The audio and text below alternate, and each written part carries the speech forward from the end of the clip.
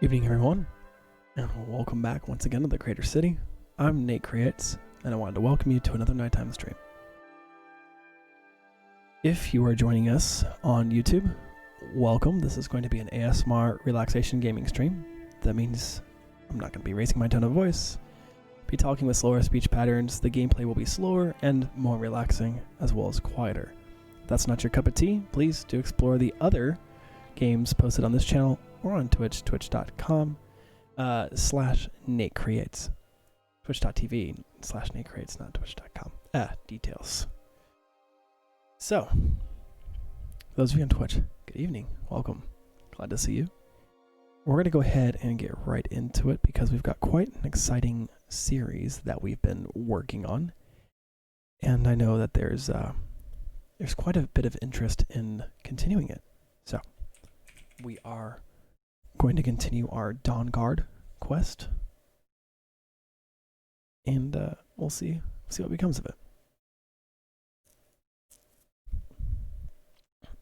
This is now officially the longest running Let's Play series that I've been putting on the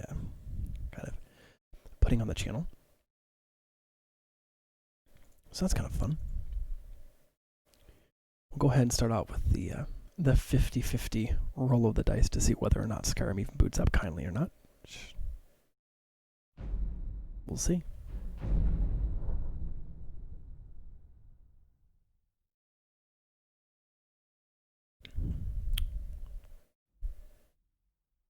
I've already made a mistake by not logging in the right capture.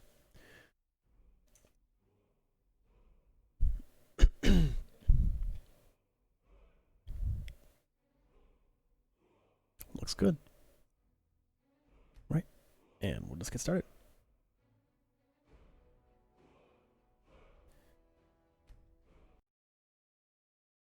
I made some audio modifications this morning, so I will probably modify the audio again. Still trying to get some stuff ironed out. As always, once we get into the thick of the gameplay, I will probably remove this camera UI, so that way you guys can enjoy maximized gameplay and enjoy the sound of my voice in a relaxing way that doesn't involve my face, because that's not necessary for the relaxation, is it? So, without any further ado, see you later. All right, let me make just a quick modification to this. We can put that back at about half. It's just so random slow delay doesn't pop up behind me. That's not so much an issue, is it? Okay, so we came back to Whiterun before going out on the Prophet quest. Now, we have a couple other that I'd like to do. I want to do Ancient Technology, Cleansing Light, and there was supposed to be one more. Maybe it is just those two. Oh yeah, Gunmar and Serene Gerard. So, we will see how those quests go. We do, however, have a lot of stuff to start with today, so we're going to go ahead and get kitted out. We've got quite a few weapons that we don't have any use for. I'm going to keep the custom weapons because they are indeed custom, the Pale Blade and Dawnbreaker. These other weapons, though, like the Daedra Greatsword, are going to get sold.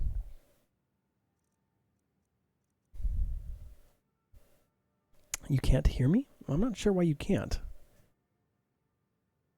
It says I'm transmitting my audio, so that might just be you, friend.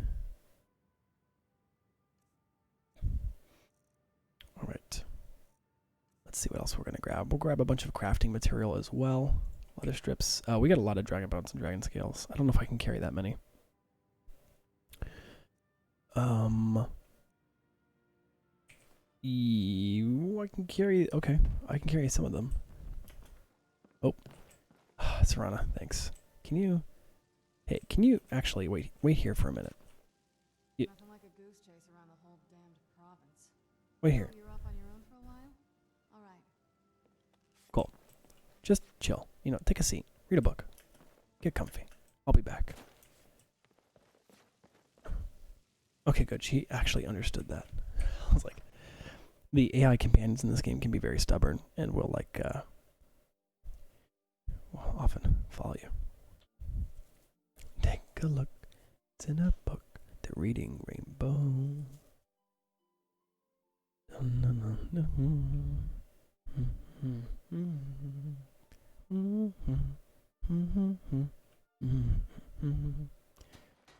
Okay, so first things first, a lot of stuff I want to sell, mostly weapons and the like. We're going to get rid of those first. As well as the really heavy stuff like the dragon bones and dragon scales. It will take up a lot of inventory space and weight for their value, so. Everything's for sale. Take a look. So we're just going to get rid of that stuff right off the bat. Then I don't have to deal with it. He probably doesn't have enough money to even handle that transaction, so we're going to have to do our favorite... wow. Wrecked him. I'd even buy one of your Some may call this junk. Me, I call He's willing to buy my relatives and sell his own. What a man. What a great man. I will sell the remaining dragon bones. Let's see if he's willing to take any of these weapons off our hands. The Daedra Greatsword he will. Wow. He'll pay a nice fat 900 for that. Maybe not. Let's just do the staffs for now. And hit the quick save again. Do you notice that he said he'll give us the best deals or die trying? I think he did an excellent job. He died trying. You just let me know what. Oh, a bit of this. Well. Don't need that staff. Everything else I'm kind of fond of. The Daedra Greatsword. Man, he can't even afford it. I guess I can sell it for $750. He's by far the wealthiest of the shopkeepers in Skyrim. Some may call this junk. So he's probably the only person who can afford to buy the Daedra Greatsword off of me. Nobody else really has the money. So kind of a bummer that I'm going to lose 200 in value, but no one else can afford it, so. Alright, I think that's it for things I can sell him. Because these are potions. Oh, I got scrolls. Hey, wah! He became Wario there for a minute. I know what you're thinking. Take a look. Let's see if he'll take those scrolls off my end. Oh, of course he will. 182 a pop. Nice, nice. Till next time. Yep. Next time just happens to be now. Yes. It's like Groundhog Day. Some may call this Belethor gets to relive his death over and over and over and over and over. Until he eventually gives in. I don't need the carrot, thanks. I think that's everything. The game might lag a bit now when we leave, but we're going to go get the dragon scales next. And in addition to the dragon scales, once we sell those, we're going to go do some armor smithing over at War Maidens. Because War Maidens is probably the best facility and the best place to do smithing work here. You could also do it at the Skyforge, I guess. But I think you have to be specially trained to use the Skyforge, forge.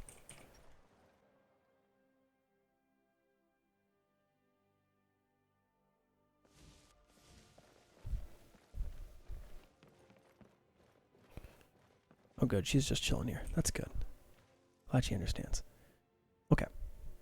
So, are there any other weapons I don't need right now that I can leave here?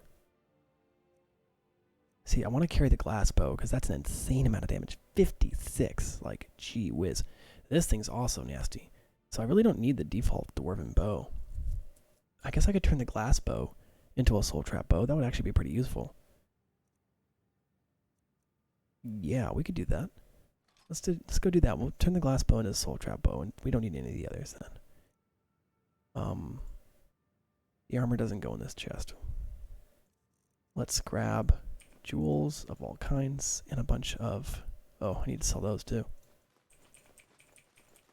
We have a lot of stuff. It's probably going to put us overweight. Just... Oh, well, it will now. Because this is 60 carry weight. We'll come back for it. Let's go do the armor stuff first. Then we will... Then we'll move on. Our smithing skill has actually gotten pretty dang impressive. We've gotten to the point where we can smith or refine pretty much anything.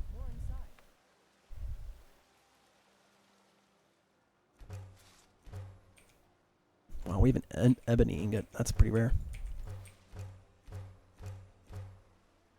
Or a chalcum. That's another rare. Or quicksilver's rare. Moonstone's rare. We've got some good stuff. Am I wearing anything that isn't already refined? Superior across the board. Nope. Nothing I can really do to make what I have any more refined. In which case, I don't know what that was, but it was pretty classic. You know, can I get Todd's in chat? Because that was a very Todd moment. Oh god, I'm gonna have so much leather. Okay, that should be enough to kind of split among some pieces of armor. We should also be able to build some jewelry. Yes, we can. Gold emerald ring. Oh, that was the only 2 pieces of jewelry we were able to make. Oh, leather armor then. 1, 2, 3, 4, 5, 6, 7, 8, 9, 10, 11. I can get exactly 12. How about that? That's actually really good. Oh yeah, I can refine my bow, the glass bow. I don't know why I need to refine it though. Look at that. Look at the value increase. That's 40 gold each.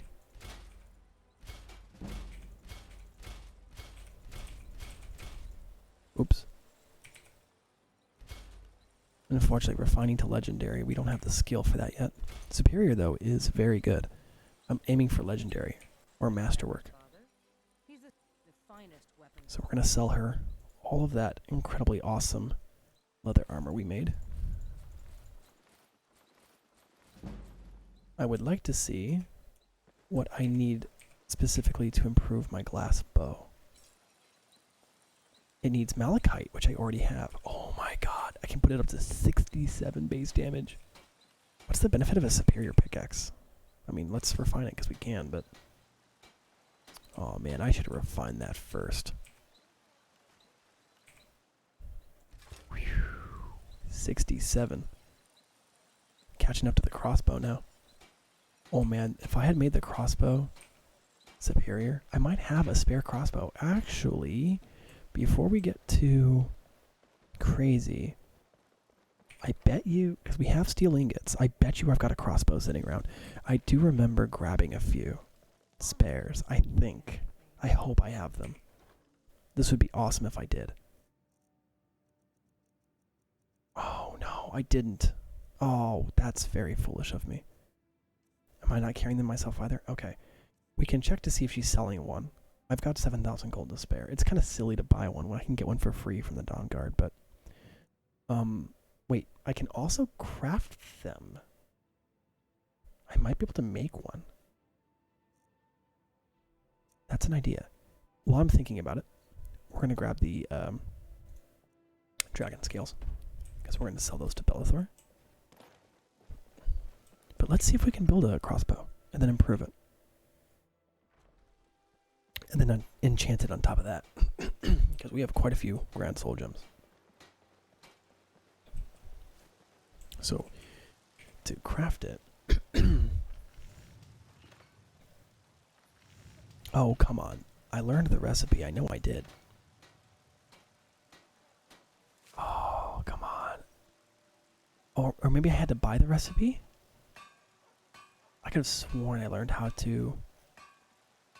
Oh, son of a gun. Well, maybe we'll buy one from her, if she has one. I don't think Adrian defaults to selling.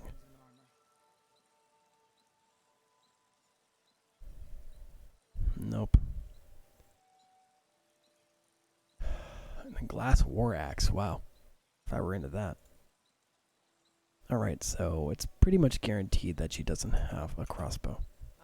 So we're going to have to kind of wait until we get to the Dawn Guard.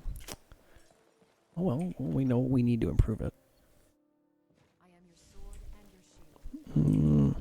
Nope, this is my sword. You might be my meat shield, though. I obviously love my house Carl. She's great. She's super useful. Alright, we're going to sell all these gems, which I've been... No, I need all that gold, thanks. For some reason the soul gem fragments sell really fast.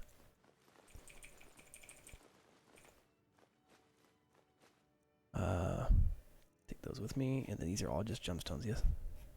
Oh, leather strips I don't need. Okay. And then since we're going to do some enchanting, I'm going to grab a ton of these different things, sell that, sell all of these, grab all the capes, and an elven armor. Because my current armor is pretty good. I'll grab it though in case I can enchant it. It has obviously been a while since we were here, so curious how much a lot of this stuff will sell for. Alright, off we go. Let's also do a quick bit of alchemy, because it won't take that long. Carrying too much to be able to run. You don't say. Let me help myself. Oh, wow. Actually, I'm massively overweight, so that's not true. We will have to make 2 trips. But since we're here...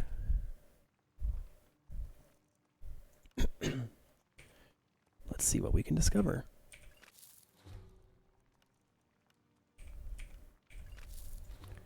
We've discovered most recipes at this point.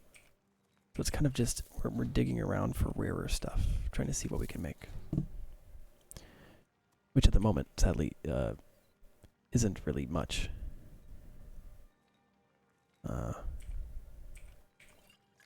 See, like, we can find a couple rare recipes, but for the most part, we've discovered pretty much everything.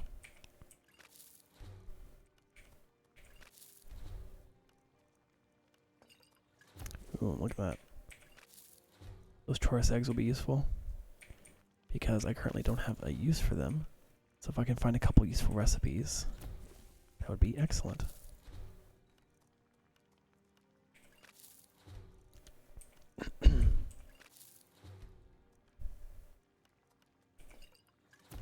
Nice.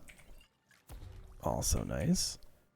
Actually, was that restore 25 points of health? That's actually really useful, and I should definitely print like a bunch more of those because I never have enough health. Now, luckily, I've gotten to the point where I can one-shot pretty much everything, so health as an obstacle is pretty minor. The only time it really becomes an issue is when I get into close quarters combat. Because then it's like, well, okay, I can't run now. I prefer to have all of my fights, all of my fights from a distance if I can.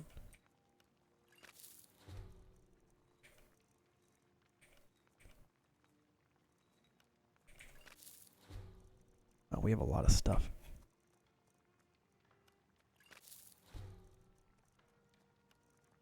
All the recipes.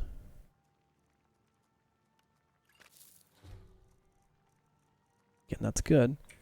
The more recipes we discover, the less work we'll have to do later to find the most profitable or the most useful ones. Because we've got pretty much everything we want right now. Oh, I can't do fortified enchanting. I don't have enough ingredients. Oh yeah. It's a bummer.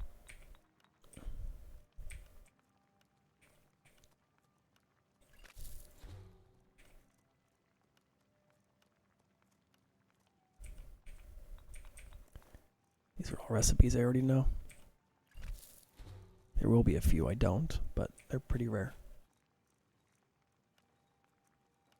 Whenever you see a lot of something in my inventory, like Blue Mountain flowers, for example, they're extremely common and I've had them since the beginning of the game. So I end up not having a lot of use for them in terms of like actually exploring recipes. So it's usually rare that I find anything new. And that's going to get even more challenging here in a minute because we're about to do all the Charis eggs. And since we've never really had that many, we should discover most, if not all, of the recipes for them. As you will soon see. Cool. We've done 3 or 4 already. So 5, 6. Oops. 7.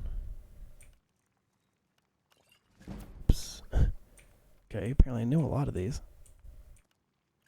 actually surprises me. I didn't realize I had done so much work with Charizard thus far. Honestly, thought we'd find more. I did do Luna, right? Yes, you're right. Invisibility. I'm not quite sure which potion's most profitable. I've never really looked into it. I guess. Wow, sorry, right between my teeth there. I guess with as much alchemy as I do, and as much as I do the exploit for alchemy, I probably should discover what's the most profitable and then continue the exploit to get, tens of thousands of gold. But I've just never really cared. The amount of alchemy I do already is pretty satisfying. So I've never really felt like I was behind or otherwise wasting time with alchemy. It does take a good, 15 minutes or so out of every stream. Because we usually spend the first, let's see, how long has it been already? It's been 26 minutes, but you have to count the countdown. And we've spent about 15 minutes doing crafting in Whiterun thus far. So, all things considered. But by the time we're done, we'll have made, 4, 5, 6,000 gold, so worth it.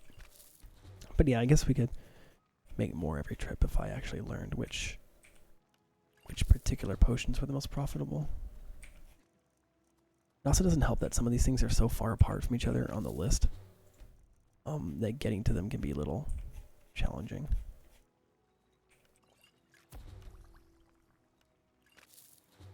It's best when you find a recipe next to each other because then I can just tab from one to the other.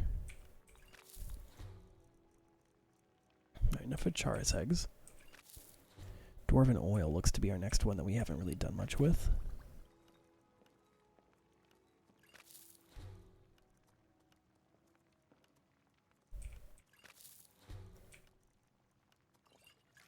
Oh.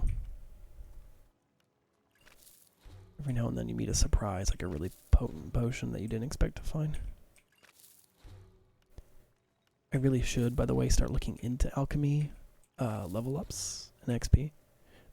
Because I've passed 50, which means it's one of my dominant skills. That's kind of my own mental rule. There's no such thing in the game, but but basically my rule is if I pass level 50 at anything, it's a dominant skill. It's something I do a lot. So usually I will invest my XP into getting level ups and perks in that particular skill set. Because I'm going to end up using it anyway. So I should probably put my, my money where my mouth is and actually do that.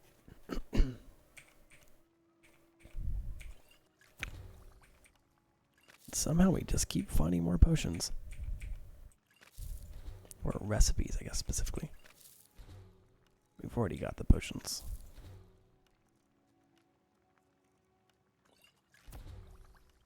Fortified lockpicking.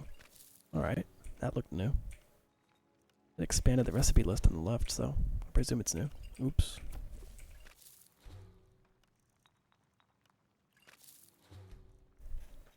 It's kind of getting to the point where I might stop doing this in the future and just default to the recipes on the left and sell whichever are profitable or otherwise known, because you can only do this so much.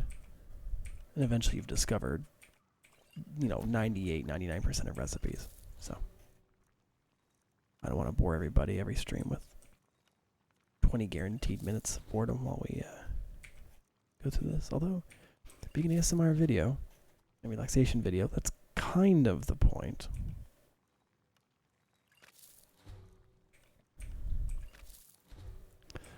The goal is to relax people enough to get some healthy rest, so naturally that means boring things tend to be a little more effective, but oops.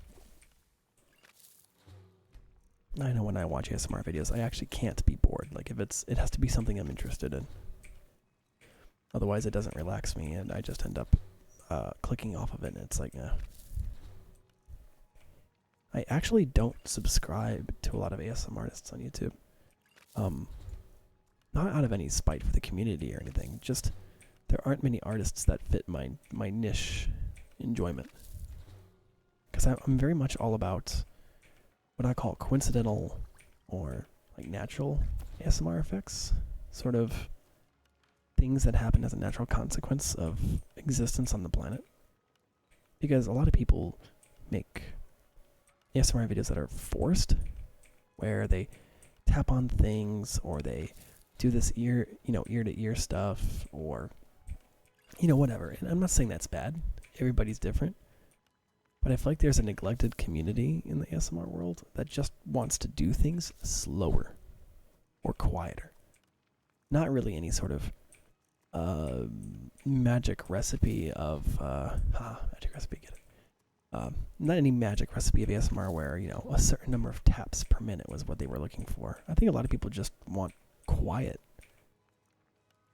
I know I'm one of those people. I just enjoy watching people do things they enjoy quietly. Pretty simple. A lot of ASMR has become really, really mass produced. Which is kind of a bummer. I think you miss out on a lot of the enjoyment when you start mass producing something like ASMR.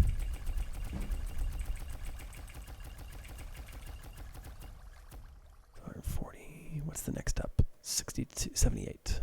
There's not much here. 68. Then 62. Actually, might as well finish these off.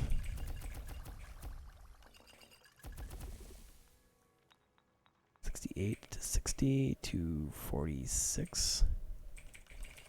45. I don't think I can use any of the rest. Nope. I'm guessing I'm still overburdened. Yeah, pretty bad. And even once I dump off a lot of these ingredients, I don't think it's going to... Ooh, it did. It actually made a difference.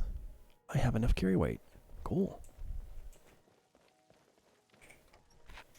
Because one of my goals is to kind of help heal people with like PTSD or anxiety.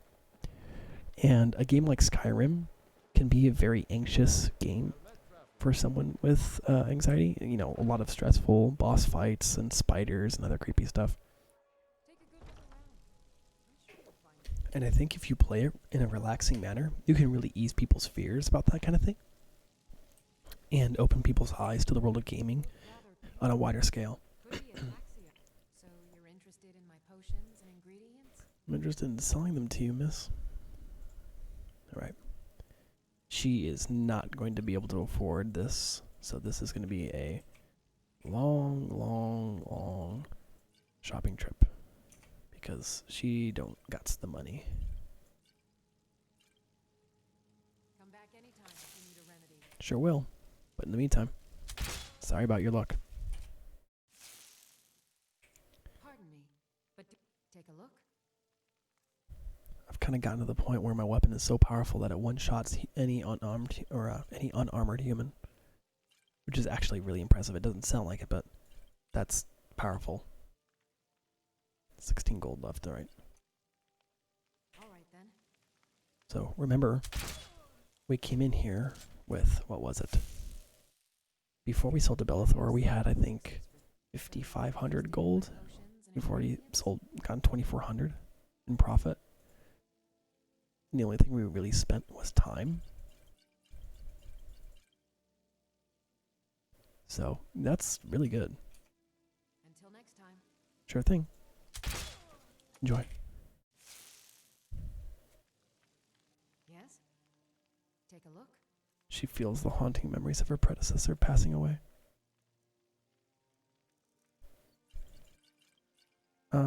Weapon and armor improving is 40% better. Yeah, I need to not get rid of that. There are certain things I don't want to get rid of. Because I might find use for them at some point. All right then. And at this point, that's smithing, alchemy, and enchanting. If I have any of those skill potions, I'd like to keep a hold of them. Everything else would just make me overpowered at this point. Like archery? Yeah, that's... Oh, this is cure poison. I already have cure disease. Yeah, there you go. 5% stronger. It's not that good, but... Ooh, wow. These are valuable. You can only afford one. Good day. Good day to you as well.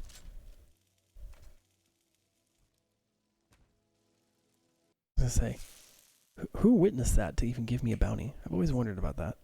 Like a fly on the wall? So you're interested in my potions I think and ingredients? shopkeepers are just invincible. Oh, this is gonna take forever. All So, right, then. note to self, invisibility potions are insanely valuable. Good afternoon. So you're interested in my potions and ingredients? I hope you like her dialogue because you're going to be hearing a lot more of it over the next few minutes. Farewell. But we have money to make. Oh, that went right through her teeth. I don't even want to imagine what that would do to a human mouth. You're interested in my potions Like and a crossbow ingredients? shot straight through the teeth. Oof. Brutal. Like, yikes. Oh god, it's going to take like so long. Although we are now officially wealthy by Skyrim standards because we have over 10,000 gold. Until next time. Oh my god, that one went through her cheekbone. What do you need? Ah, so you're an alchemist then. I am indeed an alchemist. What gave it away? Farewell. Speech to 44. Very nice. Yes? So you're interested in my potions and ingredients? You all better have that line memorized by the end of this. Because, like I said, you've heard it enough.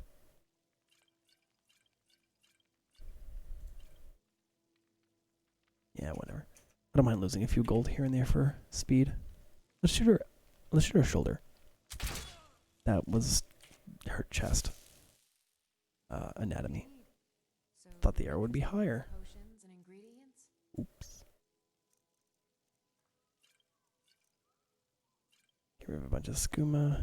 And I think that should be enough. She should be able to afford the rest. Yes, she can. Okay, I wonder if she has a better... She might have a better enchanting potion, actually.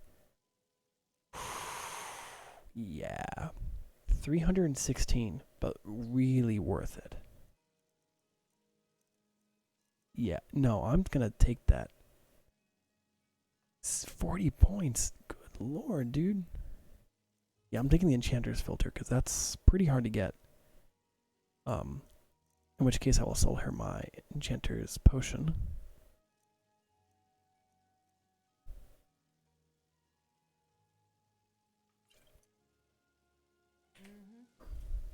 Alright, so here's what I'm thinking. Our current armor is good, of course it is, but it could be better. Always. There's always room for improvement. I'm going to go see if I can make, from scratch, if I can make elven bracers, or even glass ones. Because what I'm thinking is, oh, I can't craft elven stuff. I need to have the skill, the perk, which I don't. I would have to take 2 levels of smithing, which, you know, I grant that would actually be useful. Is Arcane Blacksmith 100? Oh no, it's only level 60, so worth doing smithing at some point anyway. Let's see if she has any for sale for cheap. I don't claim to be the best. Looking to protect yourself or deal some damage. She has an elven helmet that will work as well. I was hoping for elven gauntlets though. Okay, it's only 300. That's rotten cheap. I'm not even worried. Okay. Don't forget to check. Okay, I want to improve it now. What do I need to improve it as I run back and forth? Confused. Have you met my father? He's this. Alright, so to improve the elven armor, I need 1 refined moonstone. I need 2 refined moonstone. I think I already have the moonstone ore. If I have 2, I'm going to down the blacksmith's filter so we can make some insanely good elven armor. Maybe even hit legendary. And then we're going to go enchant it and use the enchanter's filter. And hopefully get legendary enchantments from that. Do I have... I have 2 refined moonstone. Beautiful. Could not be happier about that.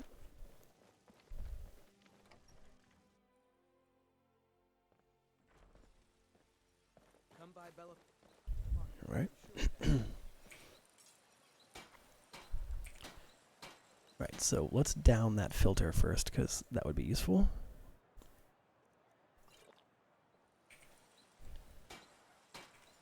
No, just superior. Still though, that's quite a improvement regardless. I was kind of hoping for more than that though, but whatever. Yeah, it's the same for both. Oh, wasn't as good as I thought it was. It's probably 40. It's probably 40% to whatever skill you already have, which I have 0 skill in producing elven armor because I've never taken the actual perk. So I'm not casting magic, you dumbass. Oh, Heimsker. Just gonna go rolling up to Dragon's Reach. Because we are going to go do some enchanting. A lot of it. And hopefully get ourselves even more power in archery and such stuff. Right. So.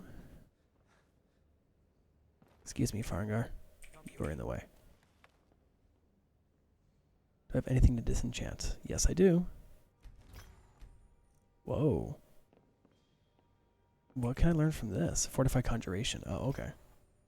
Well, it's probably worth more money without that, but... Okay, so right now, I can enchant the Elven Armor with... Or not Elven Armor. Wrong one. The Elven Helmet with Archery for 22% more damage. I believe I already do that. So, what I'm thinking instead is I'm going to do a raw... We'll see, what would a cape turn to be? Fortify Archery with a Grand Soul Gem. 22%. Okay. Let's down a file. The filter of enchantment. And while we have it, get ourselves a Cloak of Archery, which I would like to have a black linen cape. Archery. Grand Soul, 27% damage. Then I'd like a necklace, if we can be fast enough to get one. Silver jewel necklace of archery with a Grand Soul. And we now have 54% damage just from those 2 objects. So that is incredible. We're going to equip them. And we're going to calculate how much damage we do now. So, where is it? Where is it? Black linen cape. Too bad I can't rename them afterwards. I always feel silly when I forget. Or can you? Can you go into here and rename objects that you already have? No. You might be able to, like, rename them otherwise, but...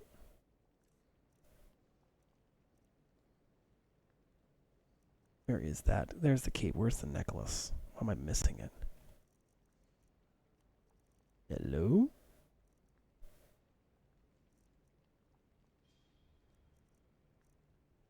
Oh, there it is. Silver sapphire. Oh, here, silver jeweled necklace. Okay. Let's see how much we're getting from this. 27, 54, 76, 90, 113. Whew. So we're doing well over double damage. I'm actually going to make a better ring for archery, but first, we need a Grand Soul Gem from Farengar. Do I have anything I can sell to him? The Imamara, Stendar, good. Because I need the money from selling these things, so we can have a little bit of an account balance in getting a Grand Soul Gem. He has empty ones. Farengar. You shouldn't.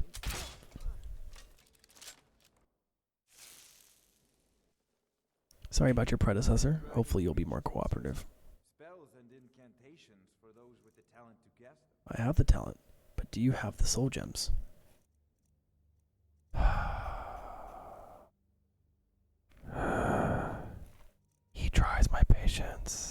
He has greater soul gems galore.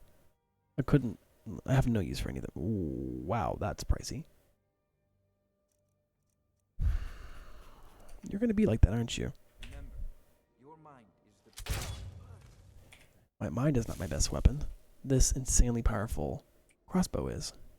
There's a tranquility in spells and incantations for Yes, those yes, with yes, the yes, we've heard. You will eventually have a grand soul gem.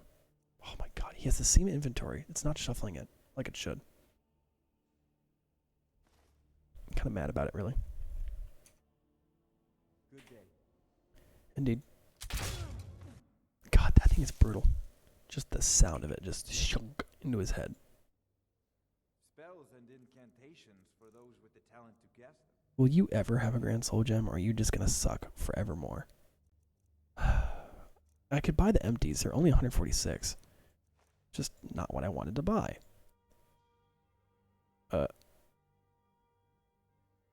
Oh wait, oh, I'm very, very silly. Those were mine.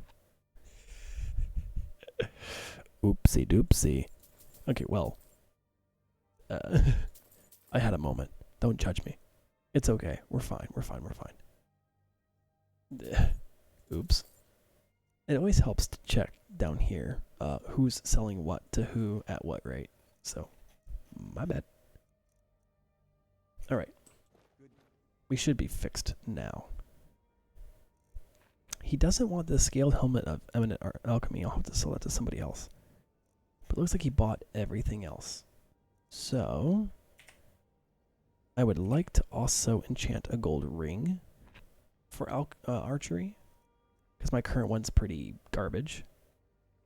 So, we'll do a gold diamond. Oh no, that's too valuable. Let's do something cheap. Give me the cheapest ring I've got. A silver ring. Yeah, that's better. Archery with a grand soul. 22% damage. Thanks. And then I wanted to do my glass bow, which does a whopping 89 killer damage. Good lord.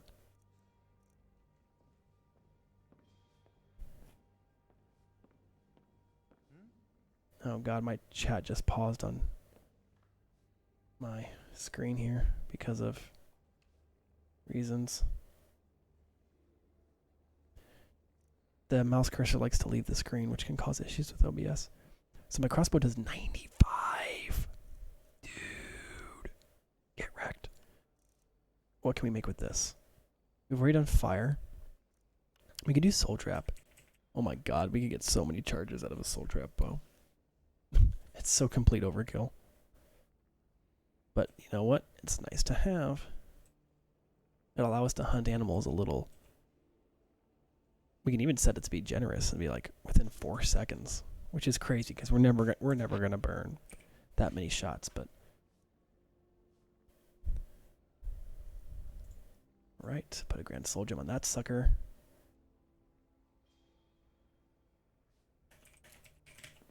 Cool. Grab that. That's done. So now we have a bunch of minor stuff to do. So we're gonna enchant a bunch of things. One of these is viable. I think it's the archery is 1400. Carry weight's the best thus far.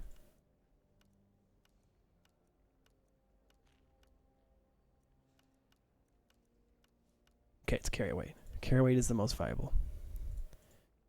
We're going to do what we did last time, and we're going to use all these petty soul gems to make the jewelry more valuable and get a level up. Carry weight. And we'll just continue this for a few seconds.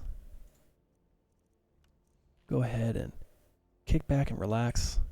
Grab a cup of tea if you haven't already. Relax with it.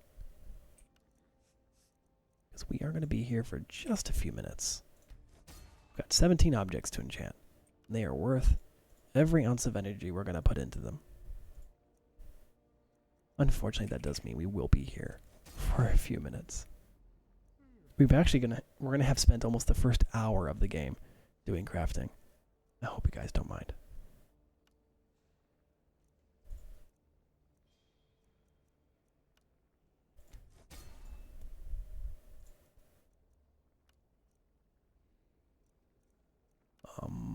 I should probably enchant my actual armor at some point. I should shuffle his inventory and see if he'll get 2 more Grand Soul Gems. I can afford them, and I would like some more. We have the money. That's for sure. Money has not been an issue for us in this playthrough. We are extraordinarily wealthy. Wealthy enough that 90% of purchases don't really even faze us. We just make them. I wish these filters, this is just a minor nitpick of mine, but I wish these filters that you set every time you like sort a column would stay sorted until you sorted them a different way or exited the menu.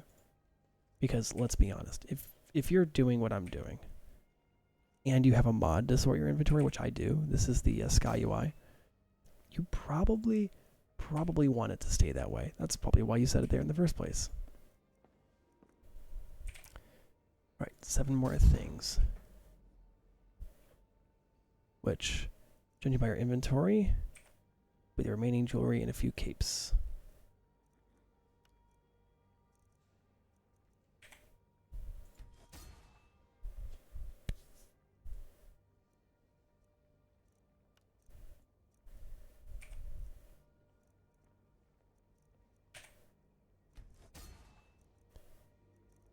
I mean, I could probably find these items without sorting, and it would be faster, but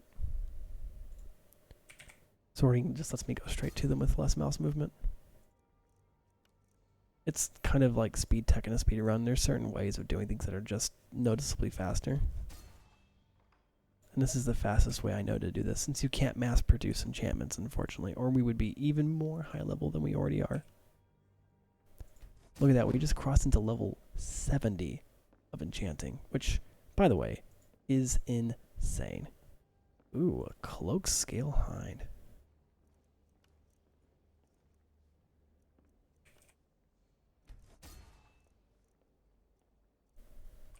Black burlap.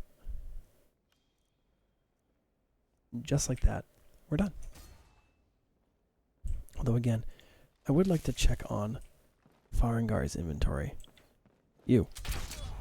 Beautiful. Everyone freaked out about that.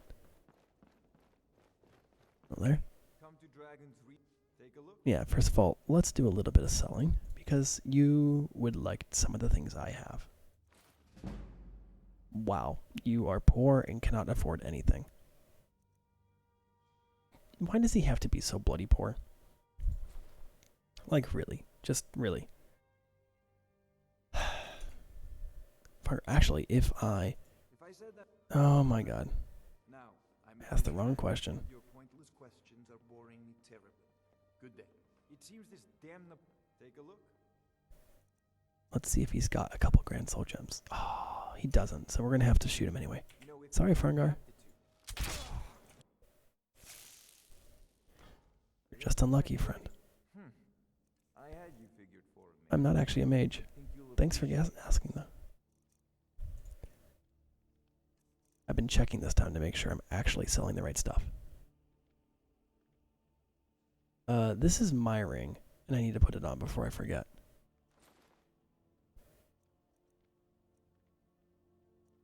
Oh, I can sell this one. I don't need it anymore, because I've got that one. Which while I'm thinking about it before I forget, and then kick myself in the nuts later, because I put the wrong one on. Yeah, that's the one I want. Remember, your mind is the best weapon you have.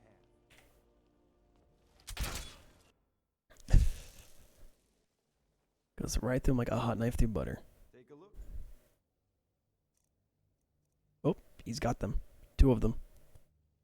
1,300 each. That gives us a nice account balance to sell the rest of this as well. So.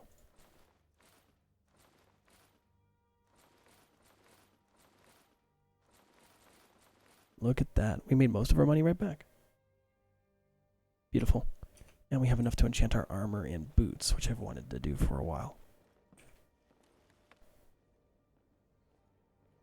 These won't be boosted by a potion, unfortunately, but that's okay.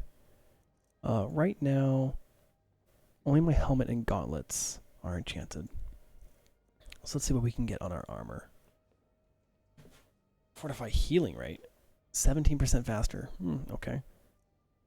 I don't have fortify light armor, unfortunately. Smithing. 14% better. That's actually really good. Increase your stamina by another 35 points. Wow. Can I fortify sneak? No, I can't. Alright. That's a bummer. I mean, 17% faster in healing rate's pretty nice.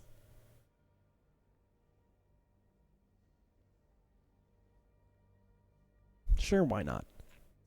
Can't think of anything else I'd rather do with it.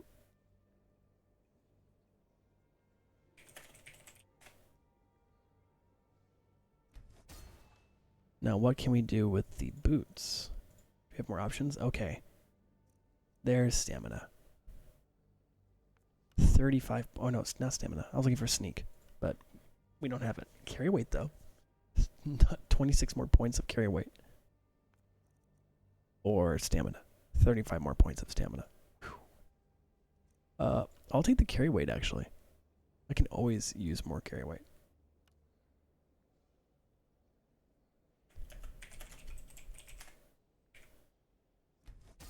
Very nice. I should have a complete set of armor now.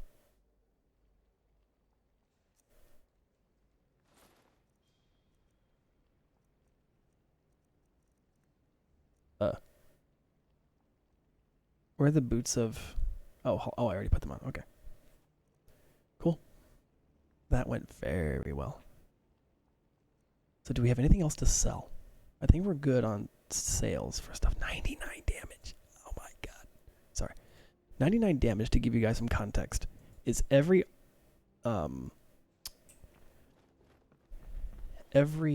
unarmored character in the game is a one-shot now. I also believe we can one-shot all creatures, including trolls and bears.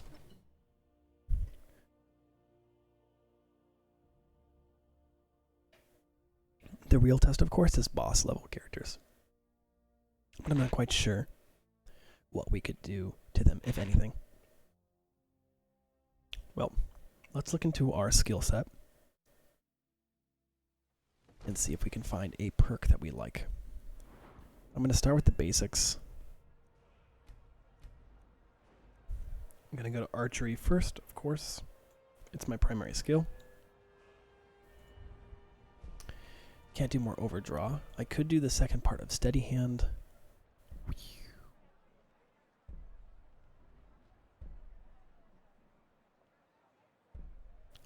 And I can move faster with a drawn bow, which doesn't apply to the crossbow though, so that benefit isn't actually all that great. Sorry, my mouse is off my window again, causing issues. Light armor, I think we're as good as we're going to get right now. Oh no, we could decrease it another 20% if we wanted to. We'll think about it. Sneak isn't going to get any better. I mean, we can add a few more percentage points, but we're already invisible. And silence doesn't really do anything for us. Lockpicking, pickpocket, don't care. Alchemy could be useful. 20% stronger to potions and poisons. Maybe. Enchanting, 80% stronger on enchantments. That could actually be useful. I think I'm going to have to do smithing, though. Because if I do smithing, I can start working on better armor and go to elven and scaled and plate armor and then glass smithing, which... glass armor is beautiful, and so is dragon armor, and they're both very, very dangerous. So, alright, so the only thing left to do is to stock up on some things. I'd like to stock up on dwarven bolts, which are my primary ammunition type for this weapon. I would also like to buy, at some point, a new crossbow and enchant it with something more powerful, because this one's a little bit behind now. Yeah, this does 16 points of shock, half as much magic, which is good, good. It's absolutely outstanding. Do not get me wrong. But I can do far better than that. But I think we've done enough crafting. We've done a whole 45 minutes worth of crafting. So I think you're all bored and are ready to get over to the Dawn Guard. So let me drop off some potions and pick up Serana. Don't need this. Hello, Serana. He's probably very excited to be not standing around.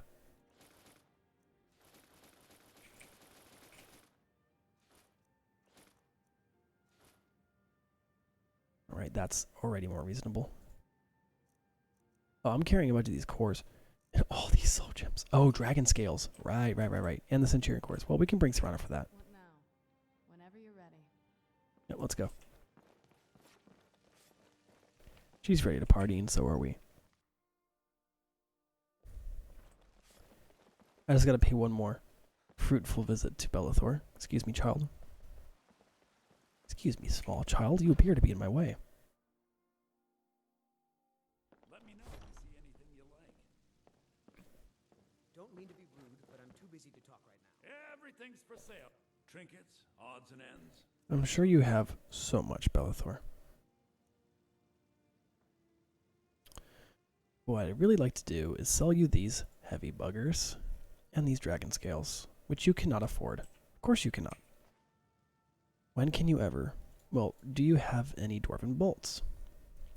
No, of course you don't. Do come back. Oh, someone's being attacked. Yes. I'd even buy one of your... Oh, a bit of this and a bit of Do you have any dwarven bolts now? Sad, strange little man. You have my pity. Farewell. Well, he doesn't have anything useful. So, rip. 99 damage. Sorry, that's some impressive amount of damage. Whew. Like, the jump in damage from what I was doing to what I'm doing now is nuts. Alright,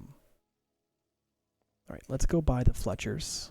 So, Erlander, he may have some dwarven bolts for us if we're extraordinarily lucky. He also might have a bolt caster. I'd like to make an improved one, which is why we're going to go do that quest to go to the dwarven ruins, because, you know, why be 20% OP when you could be 100% OP, you know? I'm all about being overpowered. That's the point of Skyrim, is you're supposed to become this godlike, dragonborn, mystical dude. Or dudette. Or non-identifiable. Hello, my Argonian. Take a look. Do you have what I want?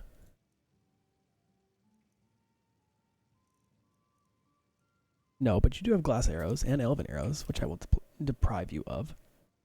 But no bolts. And no crossbow. You suck. Very much for your business. You're not welcome at all. Okay. Crafting aside, let's go ahead and move on. And let's go to ancient technology, which I'm actually not sure where that is. Oh, of course it's over here. To the enhanced crossbow schematic from Cogranzil. Alright. So that's near Mizulft. So let's go to Mizulft. I wonder how fast I can kill a dragon now with this crossbow. I think most dragons are between 400 and 800 health.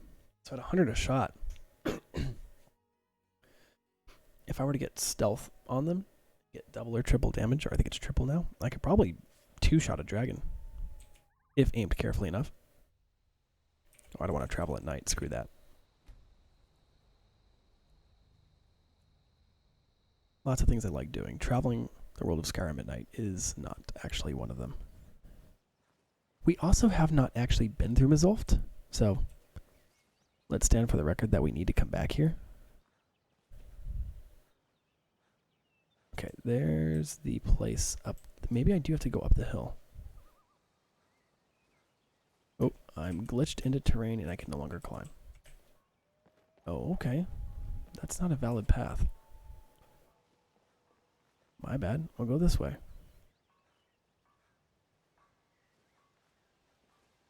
That hill looks kind of impassable, but I'm going to try it anyway. I don't think it's an intended route, but we're going to get there via this way anyway. Oh, there's a Imperial camp here. Hello there. East March. Well, I don't have many thoughts on this, actually.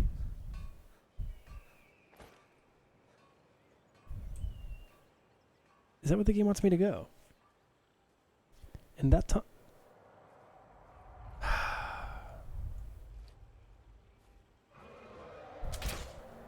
Oh, I didn't hit him.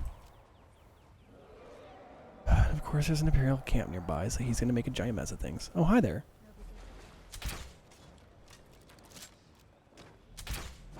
Oh, he's in trouble.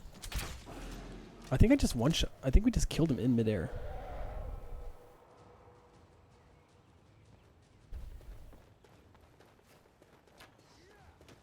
Wait, is that a wolf attacking me? Oh. Where'd the dragon go? Wait, where? No, like legit. Where's the dragon? I know I killed it.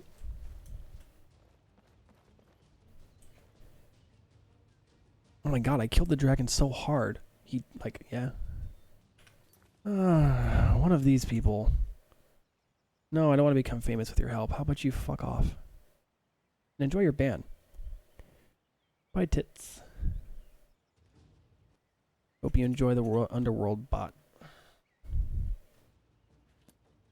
Dumb thing. Yeah, I killed a dragon, and it died out of range. So, at some point, we're just going to be walking around, and I'm going to find a dragon carcass. I believe the game wants me to go into this cave. It does. I have vague memories of this cave not being actually accessible, though. Like, there is a dwarven ruins in here, I think. Are we also not, like, permanent combat music? Because that's funny. Oh, you're dead. Hello, Salmon. Oh. Lots of salmon. Thank you. And a random Breton. And a skeleton. And another skeleton. Not a whole lot living going on here. Oh yeah, we're under permanent combat music now. I'm gonna have to reload. Because the game is confused. There we go.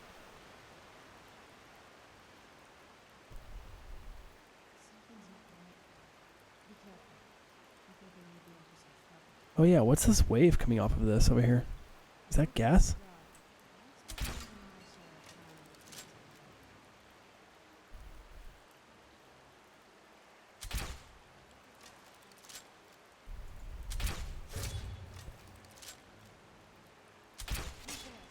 Yeah, I'm pretty sure that's gas. Like natural gas in the cave. I can't ignite it though. I don't have any... Well, I mean, I have a basic fire spell, I guess, if I really wanted to.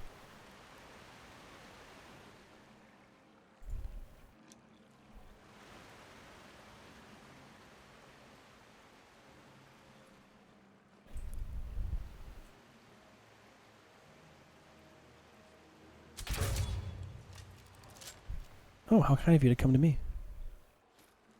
Thanks. But yeah, it's like, there's gas down here. You know what? I normally don't do this, but let's just go over to destruction and light it up. Wow, that was loud. I'm sorry for that. That was much louder than I wanted it to be.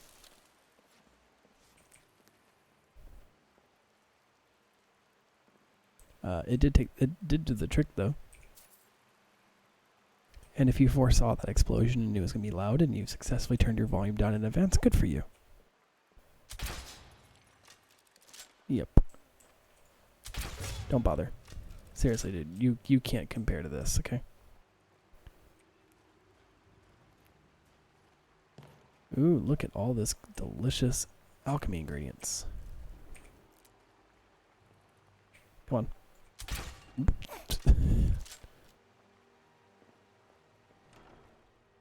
Finn's loot. It's a quest object. We'll carry it, I guess. Whoa, glass war axe. We're really running into a lot of high-end items now. An unusual gem. A book we've already read that the game couldn't bother to tell me we'd already read. Treasure map.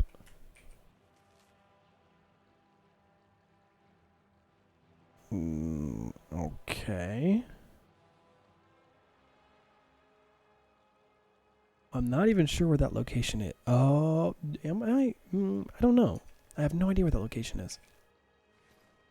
To be fair, I've also never gotten a treasure map in Skyrim. So, on this episode of First Time for Everything. Also, once again, the game is permanently stuck in combat music. Killing that dragon really bugged the game out. Gonna reload and hopefully it'll stop doing that. Nope. The game just really wants to initiate combat. Okay. Well, it can do whatever it wants, I guess. It's free. It's a free country and a well, not free game, but it costs money, but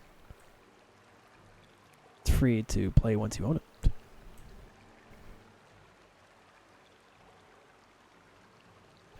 I'm surprised that the game's not going to clear the soundtrack because I've walked from cell to cell. Usually it's supposed to reevaluate your combat status.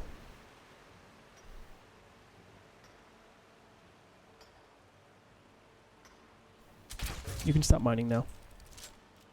Get some rest. Yeah, see, you can't get up there. The game has a marker up there, though. That's the crazy part, is it has a marker, but I don't know how you're supposed to get up there. Like, that is way out of my reach. So unless there's something magic in here, like a stairway, I don't know how you would, you know, get up there. Serrano, what are you doing? Skyrim is being a very stable experience, as always.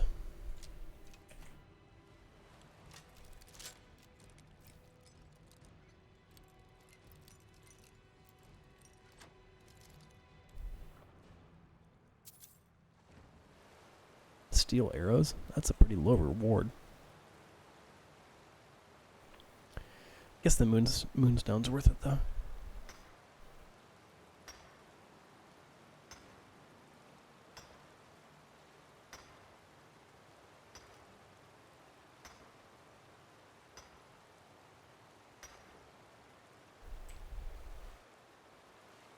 Yeah, I'm not quite sure what the point is. I mean, you can probably parkour up here if you really, really, really try. But I don't think that's the intended, like, method. Like, what's the trick? What am I missing? You know, there's no lever back here. I can't Fusroda it down.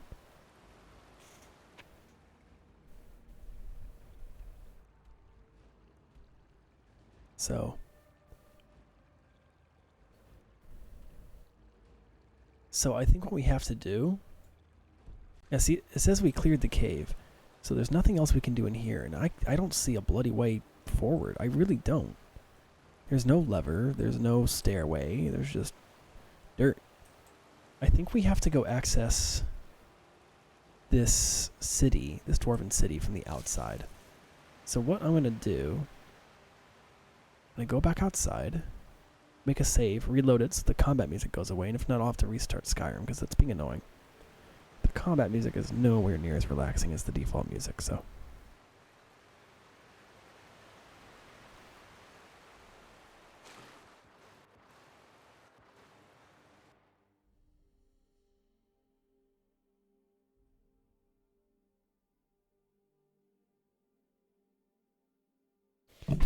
Oops, sorry there. Bumped my microphone while pulling my foot back.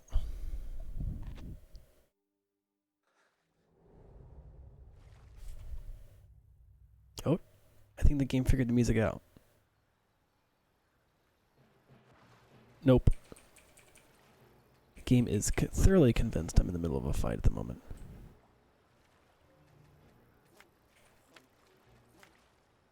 Which, it would be wrong. I like how Serrano's just swimming around underwater. She's just super content.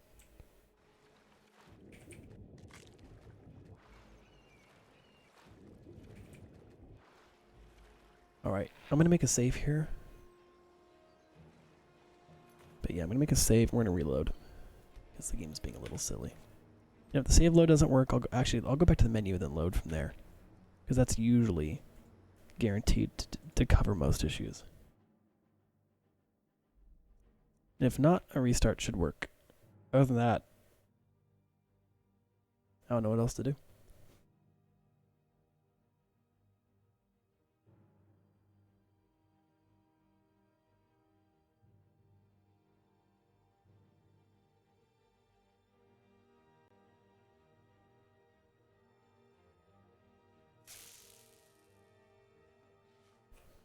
It's still playing combat music. Alright, hold on. I normally don't do this, but I'm going to go ahead and quit the desktop real quick. And I want to make sure that that loads correctly. So give me a second. Good old Skyrim being Skyrim and being ornery. A little restart should fix it.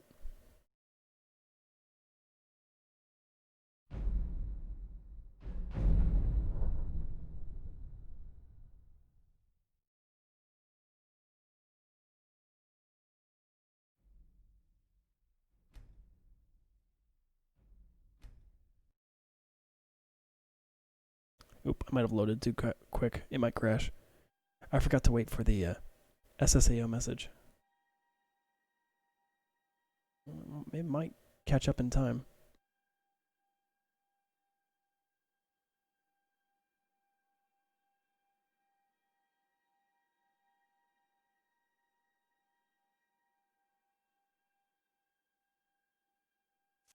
Oh, yep, it loaded fine.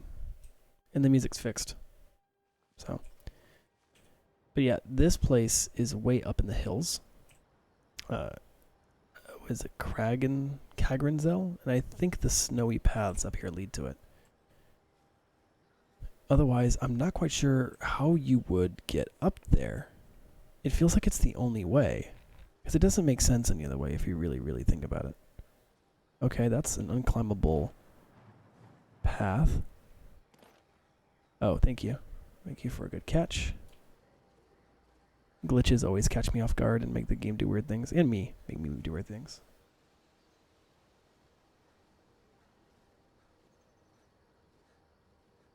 Wow, okay, this is really unclimbable. I'm getting this weird feeling the game doesn't actually want you to go this way to get here. But then my natural response as the gamer is, which way would you like me to go?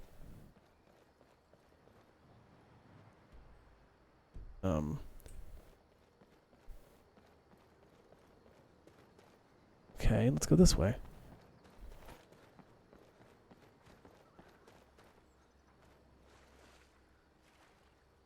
I can't go up that way. It looks too steep. Yeah, maybe. No. That's definitely way too steep. Oh yeah, that's impassable.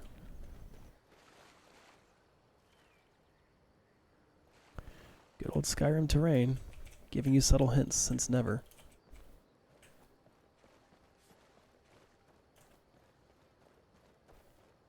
Okay, there seems to be a path right there. Whoa, that's a horse. It's fine. What the? No, that's not appropriate. No. What's going? Okay. Skyrim. That's what's going on in Skyrim. How the heck do you get up here? Somebody explain to me. This is like the unreachable place. Like, this path is too steep to climb, the game says. So where am I supposed to bloody go? Oh, I'm kind of glitching through it. I'm 90% confident this is not a legal path to get here. Like, even the terrain is too simple. Oh, there's no way. That hill must be blocking it off. I mean, now there's an actual path, I guess, but that looks impassable too. What? Where do you want me to go, game?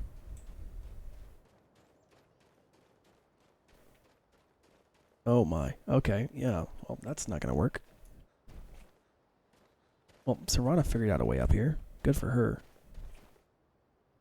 So the path that I thought was the obvious one isn't actually the obvious one. It doesn't go anywhere. That's too steep to climb.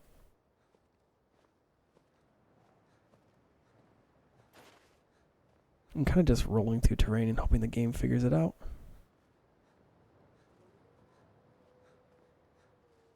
Okay, there's wolves. That means there's scripted enemy spawns nearby, and that's kind of positive feedback. I still don't see a way up these mountains. Oh, troll. Don't bother. You'll be dead. No, no, no, no, no, no, no. You leave that fox alone. What did it ever do to you? And this looks like a path I can climb. Oh, hi there. Can you stand still, please? Okay, that'll work fine. Thanks. So that, you know, that was a thing. Is there another troll way up there? Kobe. Yeah, I didn't hit anything, but, you know, it was fun to try. Okay. Well, there's more enemies up here. I've got a red dot, so. Well, at least I found a path. Oh, there it is. The quote-unquote intended path. The glorious holy grail of gamerdom. The intended path. Can you stop killing whatever you're killing and just... No. There, I killed a fox for you. Did that make you angry? Did that make baby Wapey angry wingy? Okay. Yes, that'll teach him. That means he's dead. Too dead to learn the lesson, but it taught him something in his dying moments.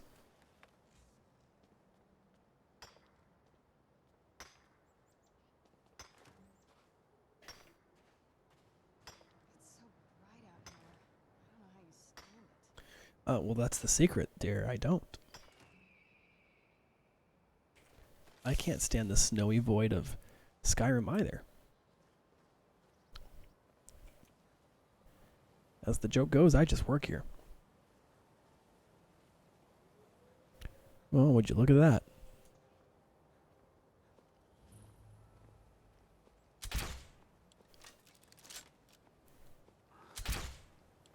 Oh, come on.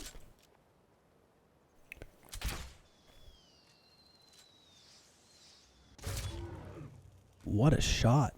That was a one-shot kill on a troll. Okay, so we can at least confirm that my suspicions about the dwarven bullcaster were right. I can indeed one-shot a troll, which is one of the greater creatures in the game. So now just to get into this place, which there appears to be only one way in, so into Cagranzel we go. The intended way. I think I have gone the other way, by the way. I vaguely remember doing a bunch of glitches and managing to, like... I think I did an item climb glitch, you know, where you grab an item and then, like, hover in a corner. And it worked.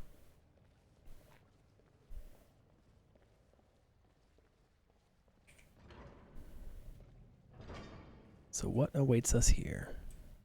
Falmer, I presume. That's... Keep your eyes open here. That was Hoopy Spoop. I didn't do that. What are you? He.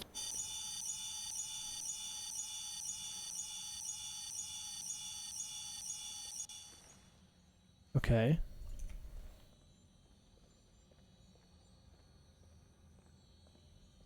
This is weird. Okay, Trippy.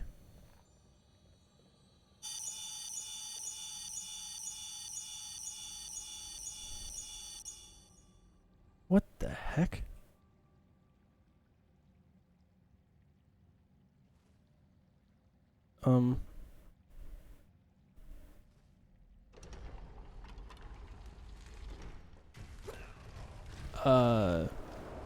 Well, that wasn't very nice. That wasn't very nice. Hold up a minute.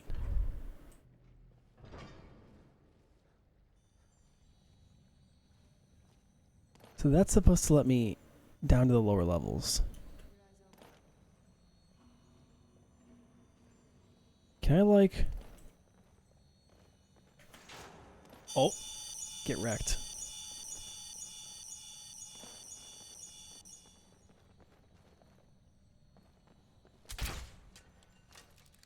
Can I shoot the orb? Is it like an enemy?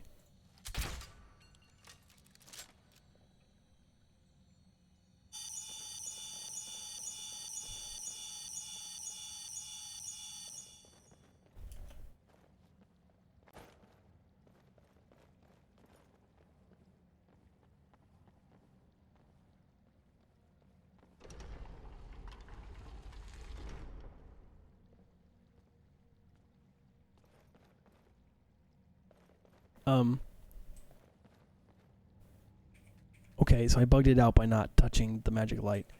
I'm just gonna go ahead and no-clip through this, and that will solve the problem temporarily, because it's supposed to drop me straight through. So let's just go with it.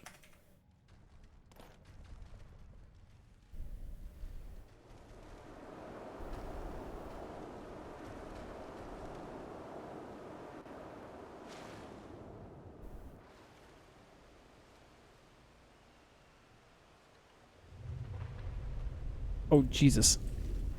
Okay. How friendly. Dump me all the way to the bottom. And look. Falmer. Bloody stuff. Wonderful. Nice trap. The weird thing is, the trap isn't Falmer. The trap is Dwemer. I cannot pick these glowing mushrooms. They are special. They're no mushrooms. Show yourself. Actually, I think I broke... Hold on. I didn't hit the story trigger. Sorry. By using the no clip, I didn't hit the story trigger at the right time, so the game is not loading enemies like it should. So we have to listen to this again. Sorry, y'all.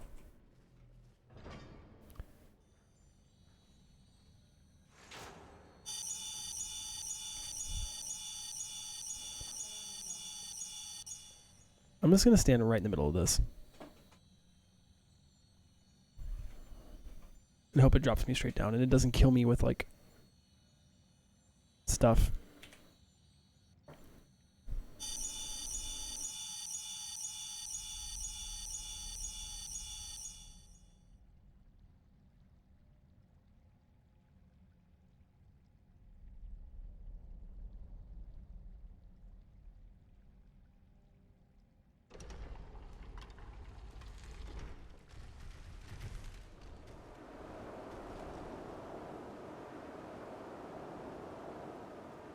Oof.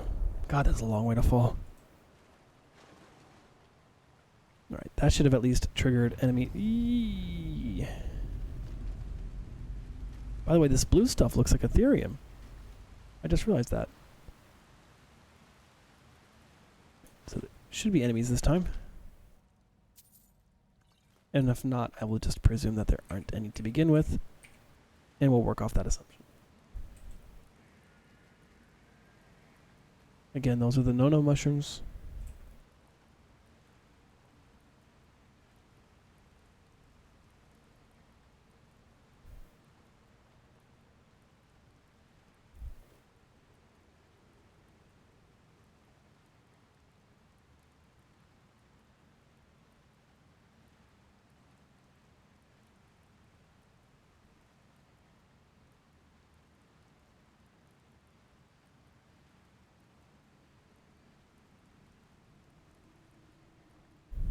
Sorry, my wife was mentioning something to me. It's like, is nobody gonna jump out and fight us? Like, no? Oh, well. Here comes Danger Rock, doing what Danger Rock does best. Roll in, roll in, roll in. Alright, so. Yeah, he's dead. Did Serana finally catch up with me? I thought I heard her voice. Quick save, quick load might get her to spawn next to me. Or not. I guess she's not coming with. Oh, there she is.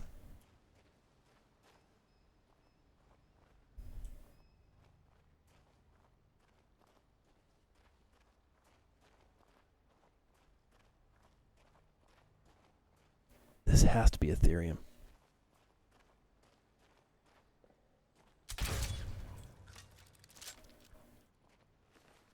He didn't land on his feet. Ooh, this is pretty. Look at that.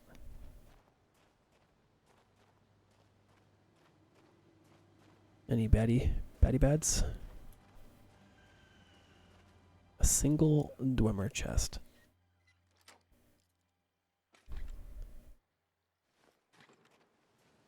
Oh, there you are. Dead.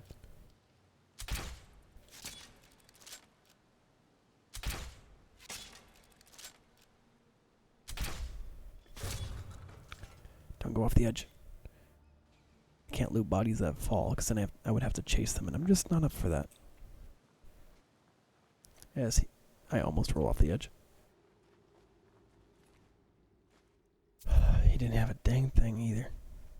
Bummer. That's okay. Spooky spooks.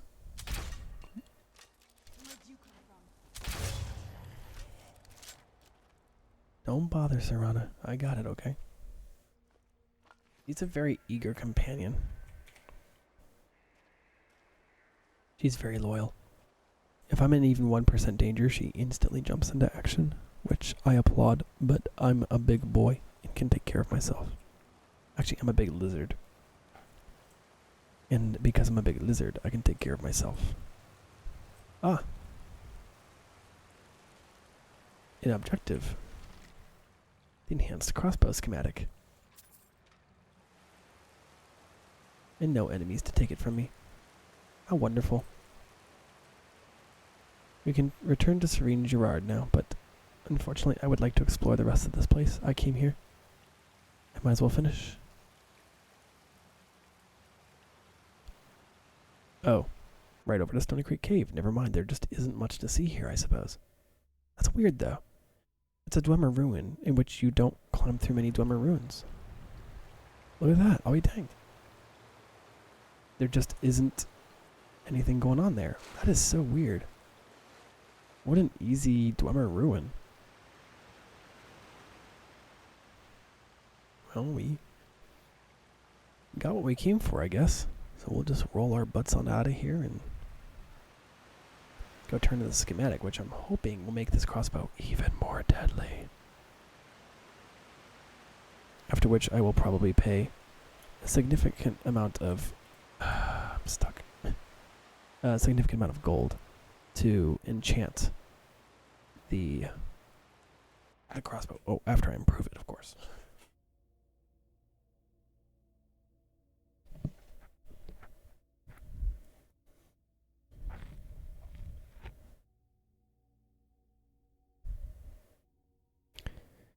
That was the most simplistic summary of Skyrim politics ever.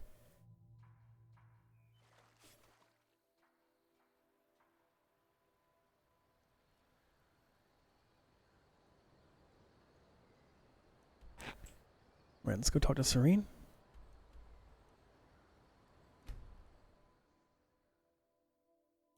And hopefully get ourselves an elite schematic for a crossbow. And maybe go do some more digging into Dwemer ruins, because I like doing that. It's one of my favorite hobbies. Oh good, the game spawned us up here. Intelligently. Normally doesn't. I almost feel suspicious.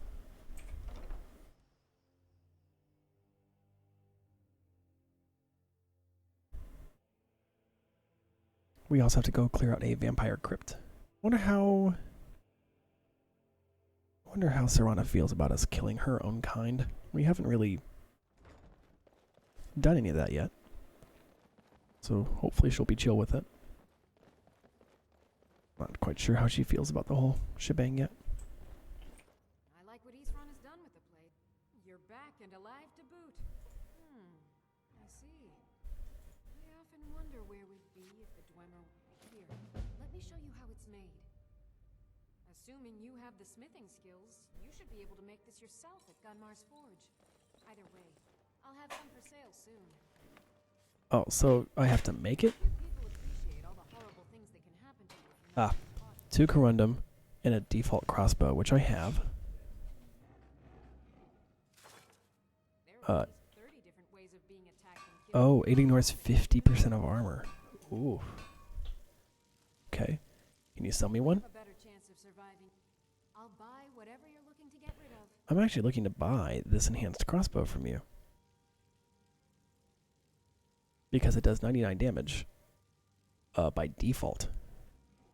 Until next time, Oh, do you sell bolts? I'll buy whatever you're looking to get Yes, rid of. yes, we heard. Steel bolts? I want dwarven bolts. Who wants steel bolts? Only sissies want steel bolts. Fine. Okay. Can I... Oh, these are all mine. Where is the grindstone? Because I need to fix up this thing. Grindstone, grindstone, grindstone, grindstone, grindstone. Ooh. Thank you, thank you. Thank you, thank you, thank you. Thank you, thank you, thank you. Oh, there's the grindstone. What do I need to improve this? What do you mean? Oh, I need steel. Exquisite. Take a deep breath. We got steel. We can make steel. Yes, thanks.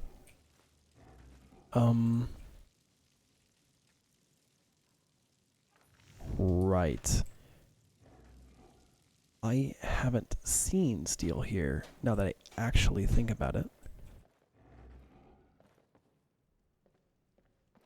So, where did Serene go? I'm guessing she's gone inside. Oh, look. Hello.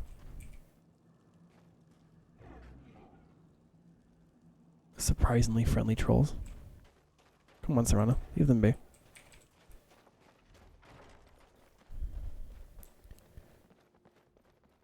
Guessing everybody's gathering for a meeting or going to bed. They're not gathering for dinner.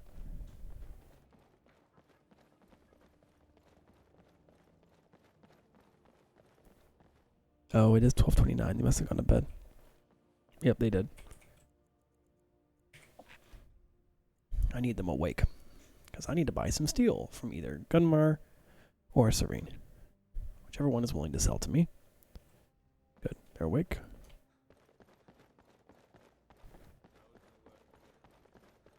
Fairly well, I'd say. I've managed to get... Hope you're getting along with Eastron. I'm not worried about Ezran. I'm more worried about myself. Do you have any steel? You have silver. Thanks. You do have a grand soul gem just sitting around. Don't mind if I help myself? You'll get yourself If killed. you're putting yourself in harm's way, you'd best be prepared. Take these. Thank you. Keep yourself armed and protected as best you can. Ah, there's my man with the steel.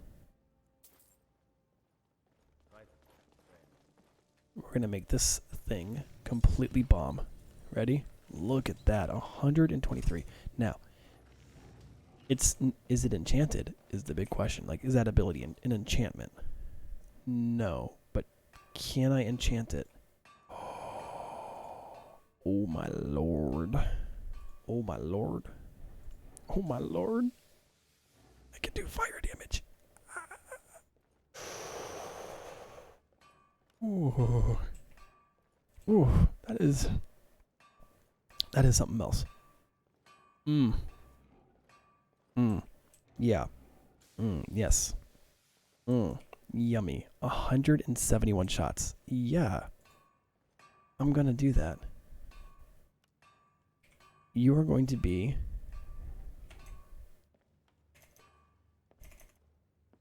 you're gonna be my bitch slap bow. Because this is just, look at that, this thing spanks. I don't think I've ever owned a weapon in Skyrim that powerful. Oh my lord. It's also glitched and doesn't show both of the stacks of what it does. Oh, hold up. Let me favorite it. This thing's going on 1. And then my glass bow, my soul bow will go on 2.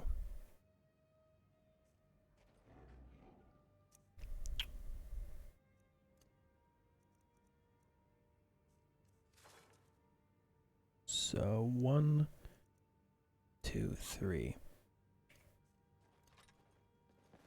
Look at this monster. Oh my god. I am so excited.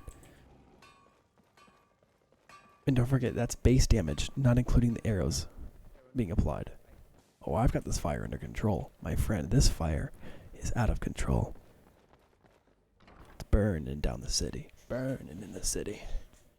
This fire is out of control. It's burning in the city. Burning in the city.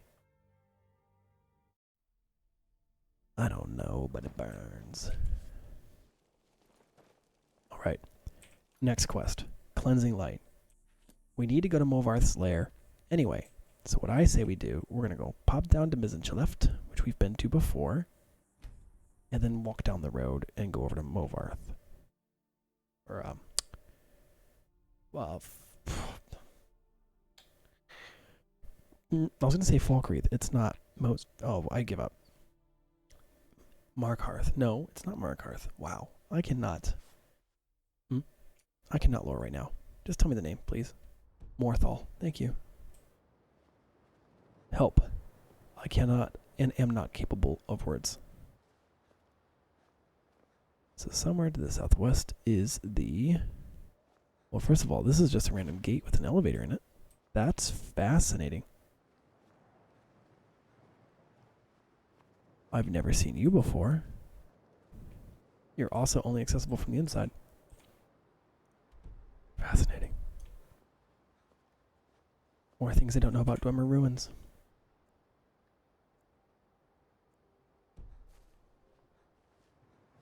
Alright, let's get rolling. Literally. Down the road.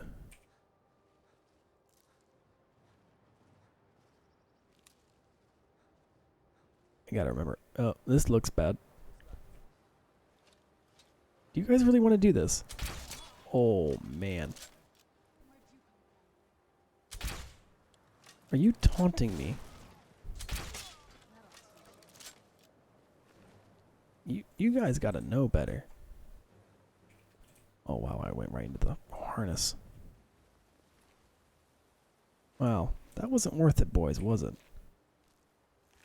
You set up a trap. Let's move faster. The sun is... Let's not pray for... Okay. Oh, that's what they were after. This guy was a traveling necromantic merchant. How about you dump your stuff on the ground? Here we go. Just for me. You know, this too. Oh, come on. Fine. That'll work. Our speech. Some satchels with goods. And then a bunch of ingredients. Thank you. So kind of you. Your donation will keep my fight going strong. Then off to our right somewhere is Morthal.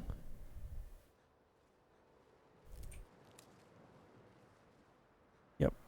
It's getting kind of swamplandy, so it's over here somewhere. Because Morthal is basically a giant swamp. And it's intriguing that it's a swamp right next to snowy, lands. So, that's fascinating. More Skyrim geometry gone weird, or geography gone weird. Also, I heard a dragon. And for a brief moment I was detected. Still detected. Whatever it is must not be hostile because I'm not being pursued.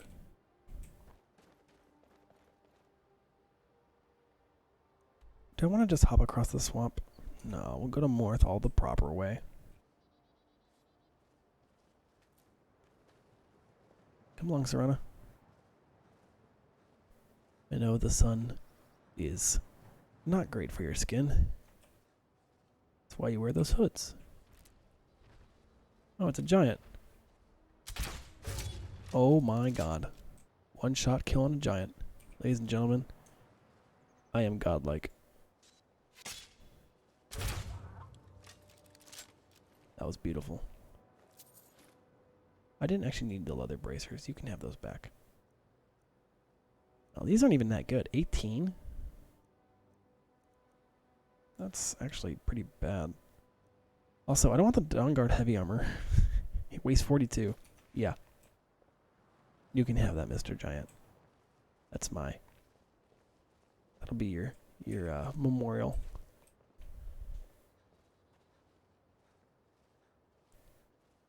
I guess you could consider the items I just dropped off an apology to him.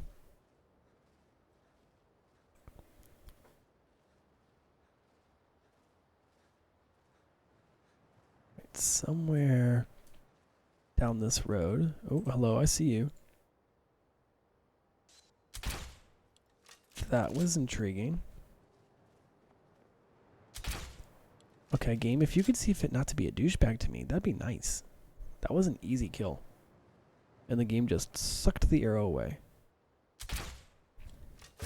Ho ho ho ho ho. Excuse me. No, no, no, no. Halt your nonsense.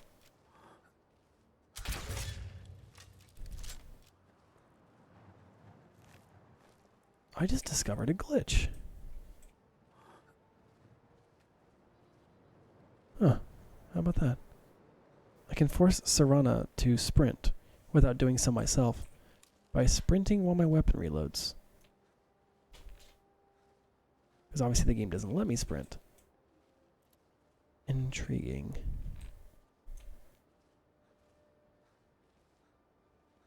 Should be coming up on the road north to Morthal. Coming just around this corner.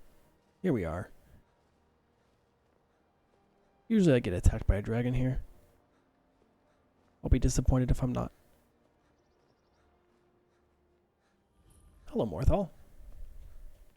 What's the Jarl going to do about it? How are we supposed to feel safe in our own homes? Please, enough already. I have told Ygritte of your concerns. She'll look after you all. Please, go about your business. We've no need for wizards in our midst. Morthal has enough problems as it is. Mind yourself with that fire. Don't burn anything down. Don't know what you're talking about, stranger. I've heard of him.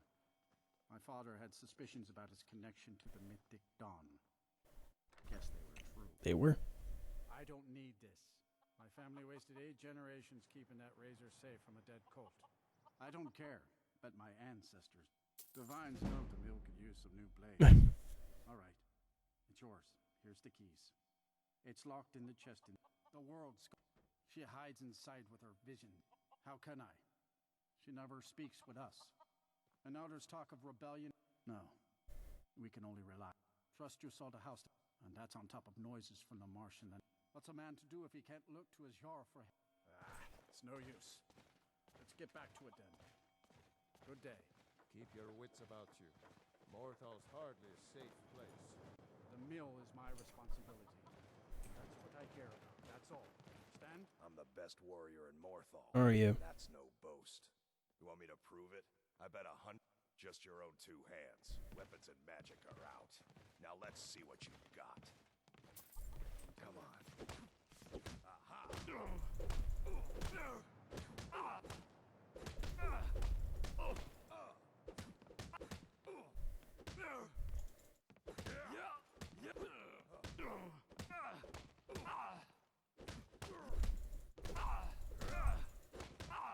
This is a very thrilling fight. I'll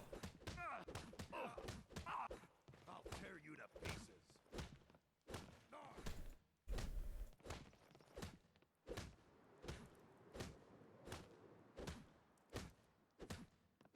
Learned your lesson yet?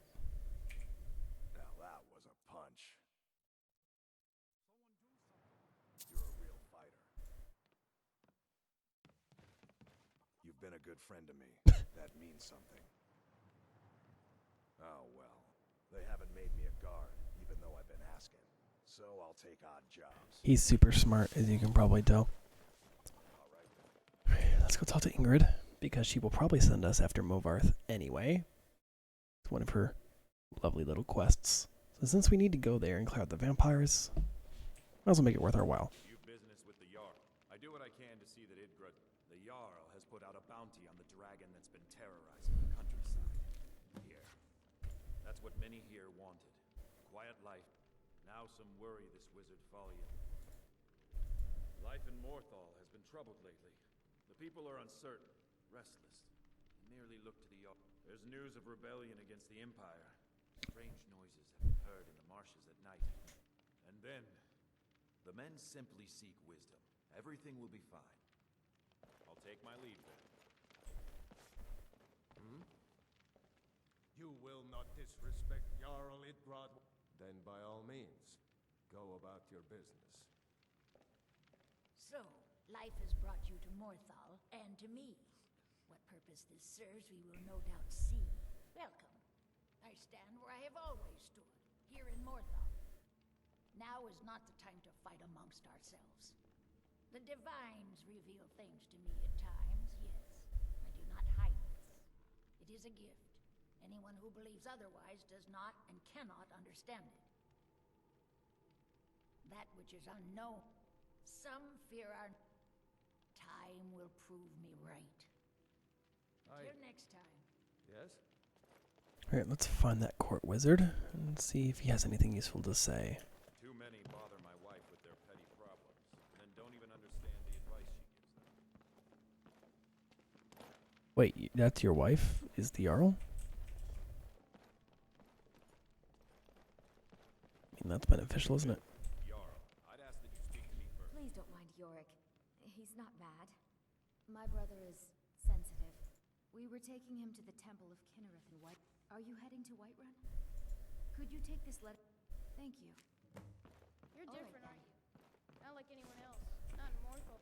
Skyrim. I get lost sometimes. I'm not sure where I go, but I'm not here. I don't. I haven't Mother's gift. Not quite. But I've seen I guess nobody really wants to address the issue.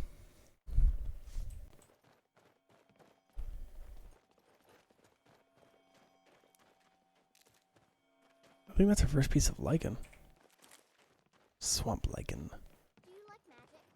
Valiant says I'm good at learning. I like learning about others. Well, I guess they haven't activated this quest yet. The burned out house is a very easy quest. Very easy, very fast. Do a couple things, pick a couple locks. Kick off your boots, stay a while. Welcome to the moorside. Hrogar, it's a real pity about... Most folk won't go near it now for... Hrogar claims it was a hearth fire. Some folks say Hrogar started it himself. That's what they say. See, he's living with Alva now. That started the day after the... It ain't right moving in with a new love the day after your kin die like that. Aye, our Jarl would sure like to know if he did, though. Might even pay to find out. Oh wait, does she have anything else to say? There ain't much to offer, but if you want a place dry to... Lurbach fancies himself. If I had any customers, I'd be worried about him annoying me. But, well, look around.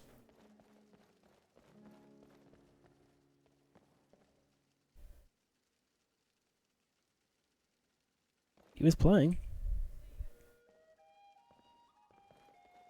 He does actually play, so like, fancies himself a bard. Well, what? Because he's at work, I guess that's unusual, but he definitely plays. Alright, let's go investigate the burned out house.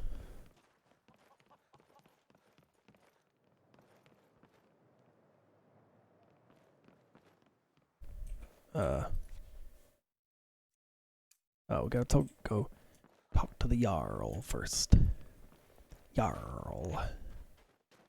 The Jarl will guide us, the Jarl. Such a fascinating word, the Jarl.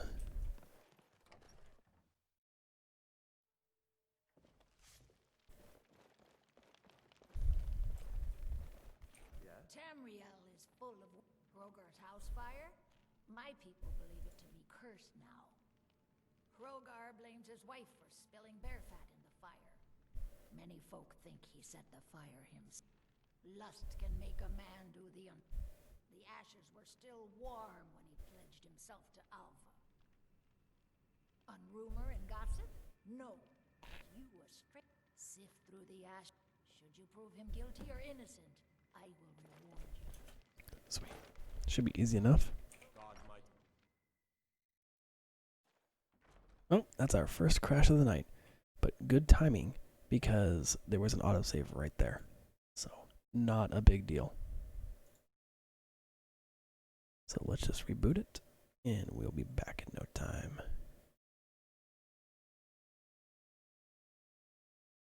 Don't worry, I'm still here. I just don't use my camera once my wife goes to bed because we're in the same room. So once the game revives itself, we'll be good to go, just like that. Just waiting for the message to pop up.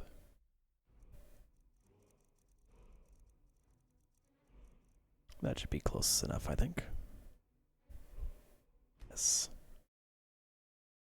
I'm not sure what about the timing of that mod message can cause the game to crash if I click continue before it pops up, but it's been pretty consistent in failing to actually load if I do so.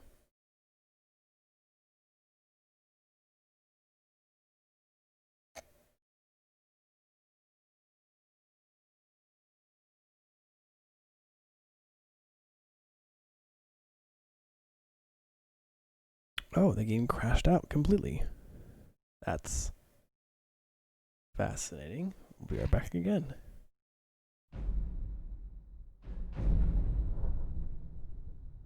I'm actually going to try loading it this time before we try capturing it. I want to make sure it's actually going to load. Hopefully that save didn't get corrupted. I'm going to load into High Moon Hall and talk to Ingrid again, because I'm guessing there might be some complications related to loading that particular quick save. I have the game set to do 3 autosaves for that exact purpose, just in case.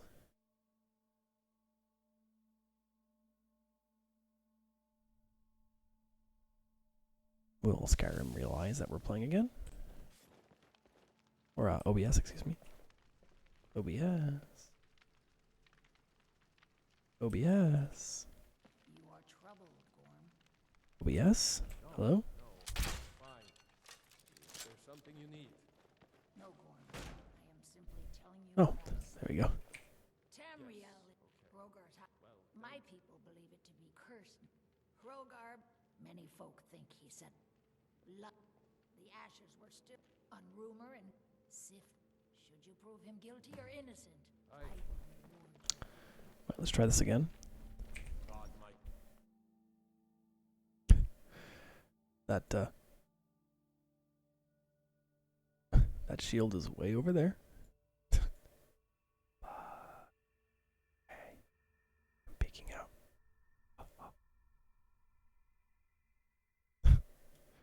Silly. All right, let's go to the house and poke through the ashes, as they said.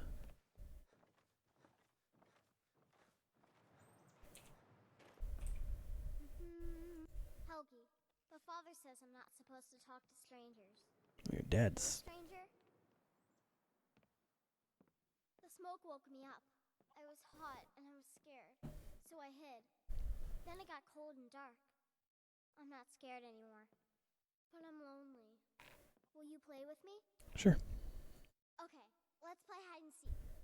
We have to wait for nighttime, though. The other one is playing too, and she can't come out until then. I can't tell you. She might hear me. She's so close. If you can find me first, I can tell you. Okay. Easiest game of my life. You just gotta wait for nighttime, and then walk right behind Morthal. I guess if this was like brand new to you, this quest could be a little challenging because there's not a lot of explanation given. You would have to listen for some things, but... Bye, Lilette. You're dead. And you were a vampire, so... You found me! Layla was trying to find me too, but I'm glad you found me first. Layla was told to burn Mommy and me, but she didn't want to. She wanted to play with me forever and ever. She kissed me on the neck, and I got so cold that the fire didn't even hurt. Leilette thought she could take me and keep me, but she can't. I'm all burned up. I'm tired. I'm gonna sleep for a while now. She's dead. He's speared. She's a vampire.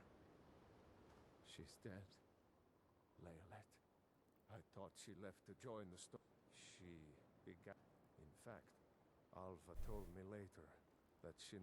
You think Ye gods! You. No, you're wrong. I refuse to believe Alva had anything to do with this. There is no way you. So now we have to go investigate Alva's house.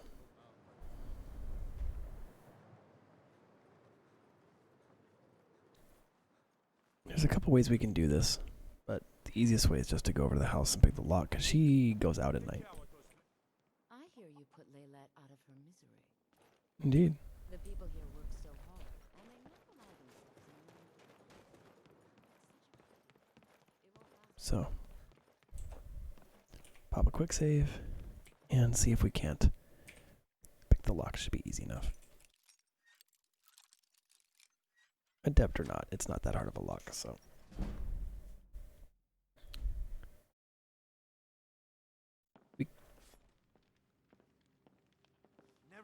Yeah, see, he gets a little upset about this, but he'll be dead before he can do anything about it. So, he's dead, but it won't matter because we're going to get the evidence to prove that he's a murderer. Because there's a journal here. You just show it to the Jarl, and Hrongar's death is completely justified. Easy friggin' peasy. And that should unlock our opportunity to go take care of, what's his name? Movarth, the master vampire. Yeah, I'm not going to steal from here. There's still consequences to stealing, even if I really want to do it, and the people who own the house are dead. Right, let's go talk to the Jarl, and then we should be able to head over to Movarth's lair, which will complete 2 quests for us, one for Morthal, and one for the Dawn Guard, which is the active series we've been doing. Is Hrogar innocent or not? Alva set the fire. Alva? Huh, didn't think she had it in her. I assume you have proof? Can't go making accusations. So it's true. The traitorous bitch. Morthal owes you one. Here. Morthal is still in danger. There you go, Movarth. Here we go. I'll gather together some able-bodied warriors. Nah, to clean out I don't need her warriors. Besides, like, if you get them to rally with you, they all just get cowardly later anyway. You've been a good friend to me. Not you. The mill is my responsibility. Yeah. If you need any alchemy supplies, I'll do my best to provide them. Don't fret over. Okay, well, nobody really cares, so we're just gonna keep moving. They're gonna go through this bit of, like, pep talk phase where they try to all talk each other up into killing a master vampire, which, by the way... Whoa, whoa, whoa, whoa, whoa, whoa, whoa. Oh, is that Alva? Well... May she rest in peace. Good job, Alva. I wouldn't have even killed you if you hadn't done something. She's not very smart. As you can see, everybody's also thrilled to go take care of Movarth. Of course, being normal humans with very little combat experience, if they go, and you can actually let them go into Movarth's lair, but they will get themselves slaughtered because they have no idea what they're in for. A lot of them balk as soon as they start seeing the massive bloodstains, but we're just going to talk them out of it because they're not very smart villagers. They're kind of backwoodsy, you know what I mean? Not the kind of people you would send in to kill a master vampire. If anybody, Lubluck, who's the orc, he might be able to handle it okay, but not against the master vampire. I'm just a poor man trying to make a living. I'd leave. They may be cowards, but I'm not. It'd be better if you waited here. Go and avenge my Leylette for me. Bye, guys. And just like that, they all backed out. Like they have no interest in going in. Which, again, I can't blame them. vampire versus humans isn't a fair fight to begin with.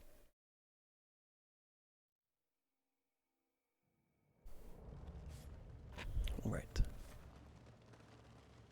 There's a bunch of spiders in here, so if you're not a fan of spiders, go ahead and look away for now. Don't worry, I promise to cleanse them quickly, so this will not last very long. But if you're not a fan, this could be a very stressful section. Also, the game audio is bugged again, so I gotta turn it down for you guys, sorry.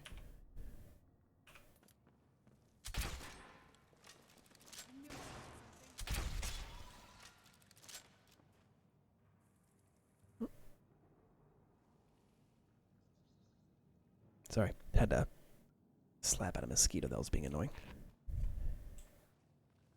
I live in Florida, so I get the wonderful experience of dealing with the wonderful things.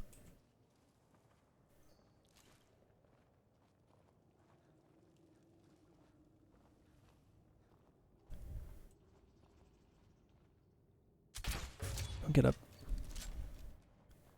There's absolutely no point in getting up. I can one-shot you if you detect me, and I can one-shot you if you don't. So at this point, getting up is just wasting the precious energy that you need to live your last few moments in peace. Let's look around a little bit. So here's all the their wonderful, delicious human food. By human food, I don't mean the food you feed to a human.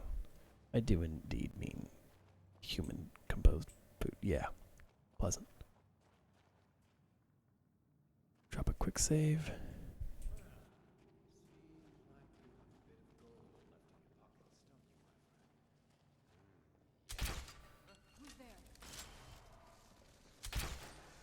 Well, that was a pretty bad shot for me.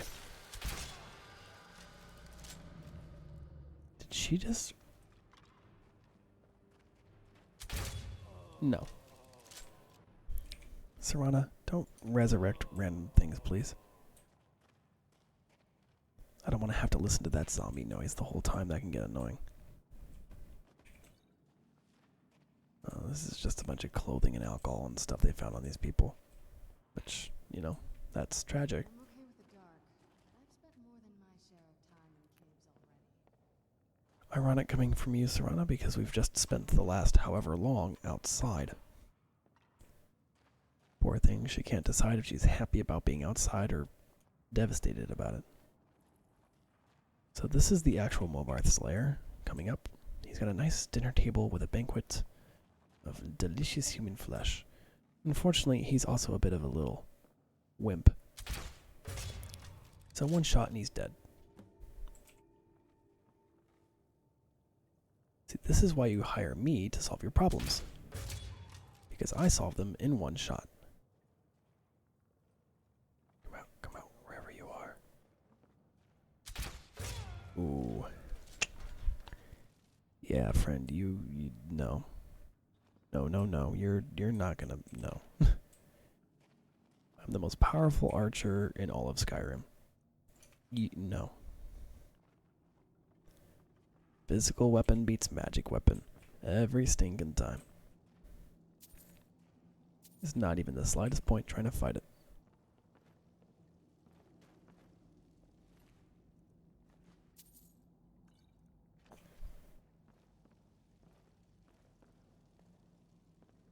Hello, Movarth. You weren't even worth that much, but thanks for all the gold. So usually Alva comes here. He has a private room down the hall where she hangs out with a lesbian friend, which I believe was Lilette, but she also has a couple other lesbian lovers. You can just pop an arrow into a couple of their eyeballs and they'll stop being annoying. And because we've killed Alva, I'm guessing there won't be any fight to begin with. There's just nobody here. We've already... Oh. Well, just to make sure. Say that's one of the lesbians.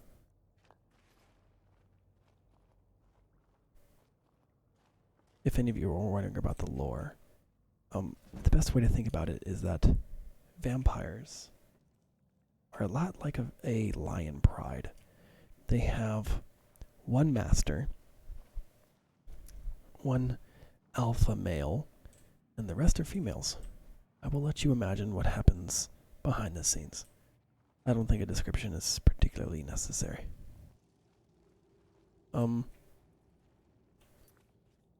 Return to Morthal's Jarl. Wait, but why is there an arrow here? Did I really kill him so fast that the game, like, bugged out?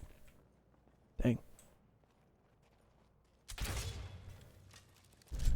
I told you, don't move. It's like they say, don't run, you'll just die tired. Believe me, that's no fun. Cabbage. Okay. Thanks, I guess. Glass sword. Again, if I were going that route, that would have been a really nice find right about now.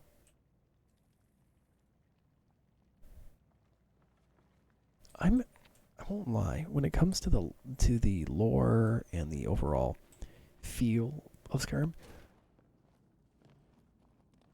I don't know why you would play anything but a ranged character, either mage or archer, because enemies in this game are so well equipped to deal with melee threats. You know, these vampire thralls, for example, are armed to the absolute teeth. So if I allowed them to get close to me, they could have been a pretty significant fight. They could definitely hurt me before I killed them.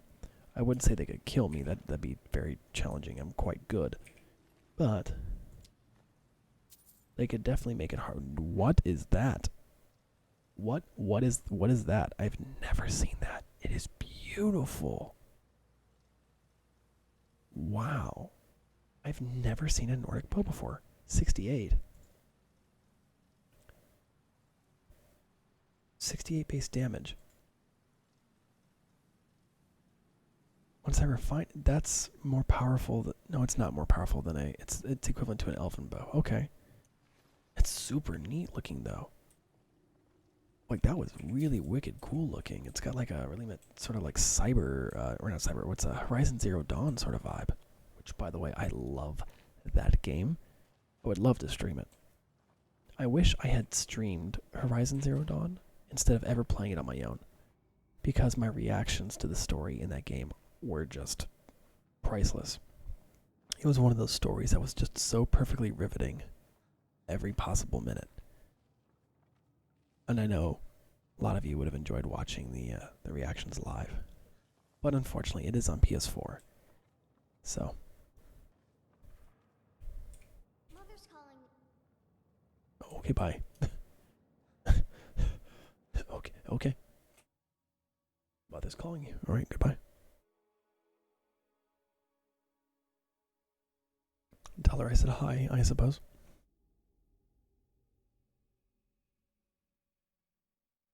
So we just need to go talk to the Jarl now. And did we complete Cleansing Light as well?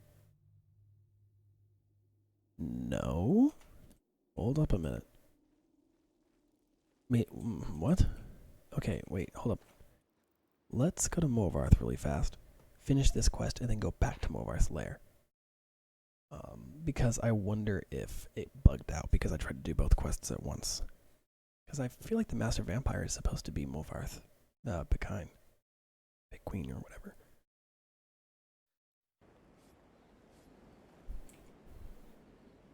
I'm spotted.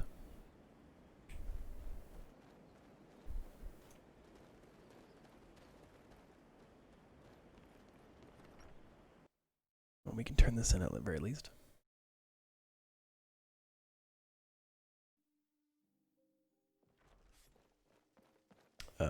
Okay. She's probably in her bedroom. Yes. Hello. What's the matter with you? By the 8? Now maybe we take this as a token of our gratitude. There is room in my court for... However, I could only grant the title to someone who is known throughout my hold. You help my people, and I'll make you my... Good luck. Right, we're already 2 for 3 for that, so... All we have to do is deliver a letter to Whiterun, and that'll be 3 out of 3, which we'll be going back to Whiterun anyway at some point, so that works out great. Let's head back to Movarth's lair again, because I think the game glitched, and I wonder if it didn't correctly clear the stages of the quest. Like if I killed him too fast, maybe? Killing an enemy or a boss too fast feels like an odd thing to punish the player for, because usually, you know, especially in a game like Skyrim or Red Dead Redemption or whatever, if you're good enough to do that, well, you're good enough to do that. That's another game I must stream, is Red Dead Redemption. It's so beautiful. It's such a good game. And I've only played a little bit of it, so I would love for people to see my reactions to it. Alright, let's do kill the master vampire at Movarth's lair. Oh, well maybe they respawned.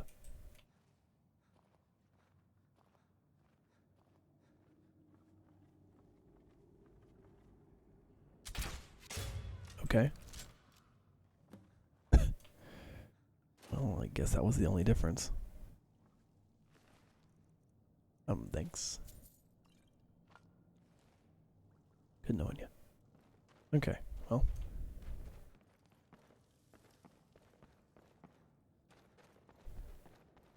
Oh wait, I went the wrong way.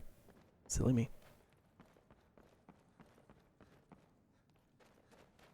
Sprint back to the entrance. Oh, Serana. Bye, Serana. She just watches me go running by, and like in a blaze of fury, like, whoa, where'd he go?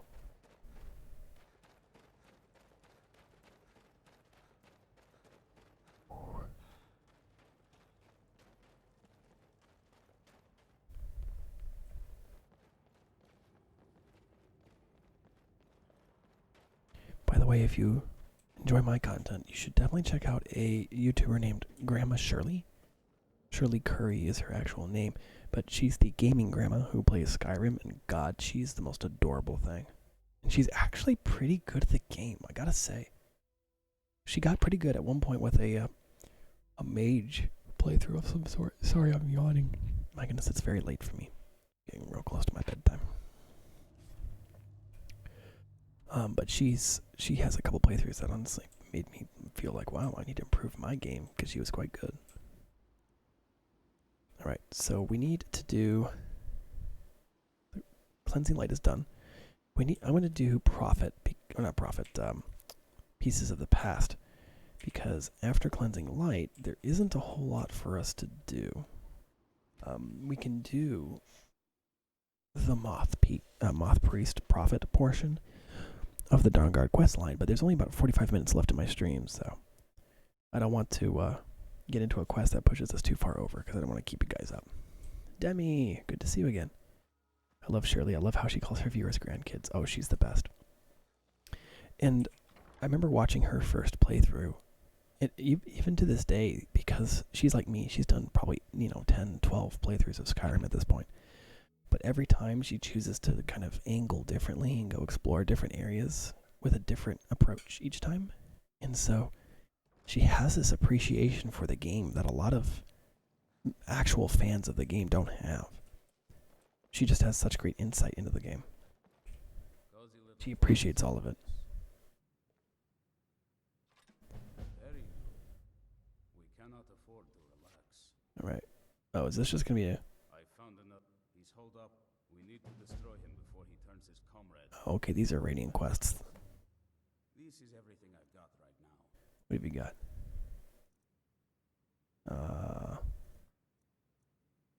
You hear they're putting her into the next Elder Scrolls as an NPC. Oh, that is super duper sweet.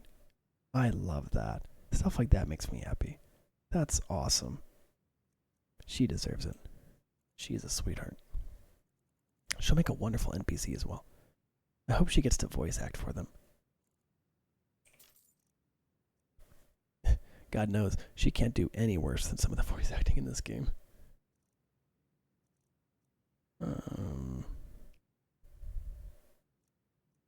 Yeah, none of this stuff really stands out to me. Let's go do Pieces of the Past. How's my inventory doing? Ooh, a little full. A little full. Probably not empty enough to do Pieces. Well, you know what? Let's go do it anyway. If worst comes to worst, I can dump off the heavier stuff that I don't need, which is usually going to be weapons and the like. Because to be honest, I don't need anything I have. Yeah, she made a comment about probably not being around to play the next one. Struck a chord that devs. Oh, I hate when someone elderly talks like that. It's like, no, don't give in like that. I know about the odds and science and all that, and I know that life is not so so kind, but I really hope she's around. I want to see her reaction to Elder Scrolls 6. I really do. And I hope they put her in the credits, at the very least, in addition to her NPC, you know. Because she really, really deserves it. It was something I always wished for her to do was play Fallout, but she did. She played a couple rounds of Fallout 4, but I think the game was a little out of her comfort zone a bit too much. And so she struggled a bit with it. Which is just a bummer because Fallout was one of those games that I was kind of hoping she would see the darkness in, and she'd bring a little bit of light to it, and you know, make it more humorous and enjoyable. Because her reactions are so incredibly innocent. But unfortunately, of course, she didn't quite hit it off with Fallout like she did with Skyrim. But hey, you know what?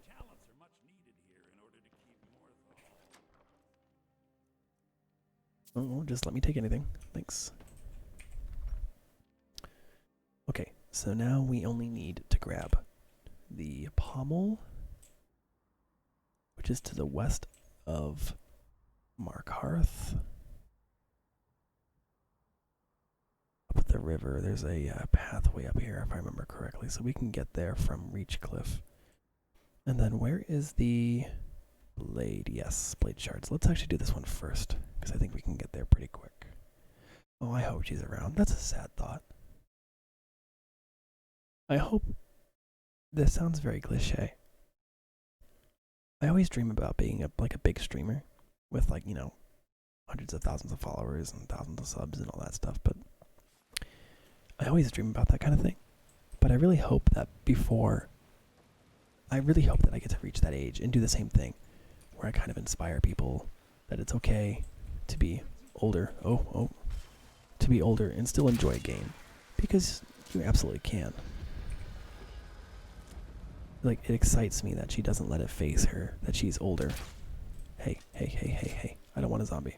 Go away. Thank you. I just love that she doesn't let it phase her. What? Are you serious, a dragon? Alright, come here, big guy. You're gonna be dead in 4 shots, so don't bother, okay? 1, 2, 3, 4. Well, dang it. Now I have to go to the right one because I'm overloaded with dragon stuff. Son of a gun. Well, let me at least go discover this place.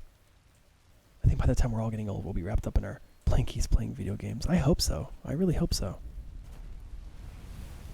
I think, in particular, my generation, which is the 90s babies, and I particularly mean the early 90s babies, so kids that grew up, I don't want, no, you're annoying, go away. The children that were born in the 90s, I really hope that as they get older, they keep gaming as part of their, their generational culture, if you will. Because, I'll tell you what, some of my happiest and most memorable experiences have been in video games. The sheer utter joy at playing the greatest action movie ever made in Just Cause 2. The beauty of seeing Skyrim for the first time and just your jaw dropping at the immensity of it.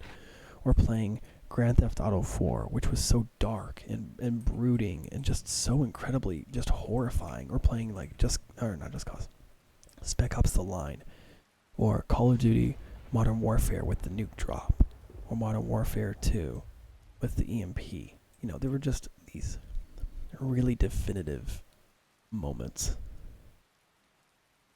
Are you a bandit? Because if you are, this is your not lucky day. Stand still. What?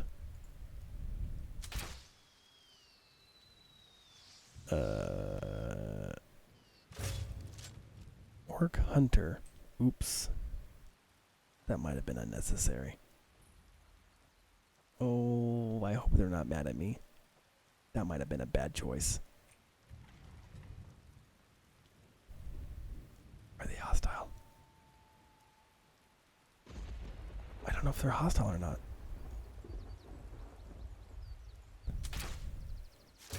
I guess I'll just assume they are. Oh, well, rip. If they weren't before, they are now.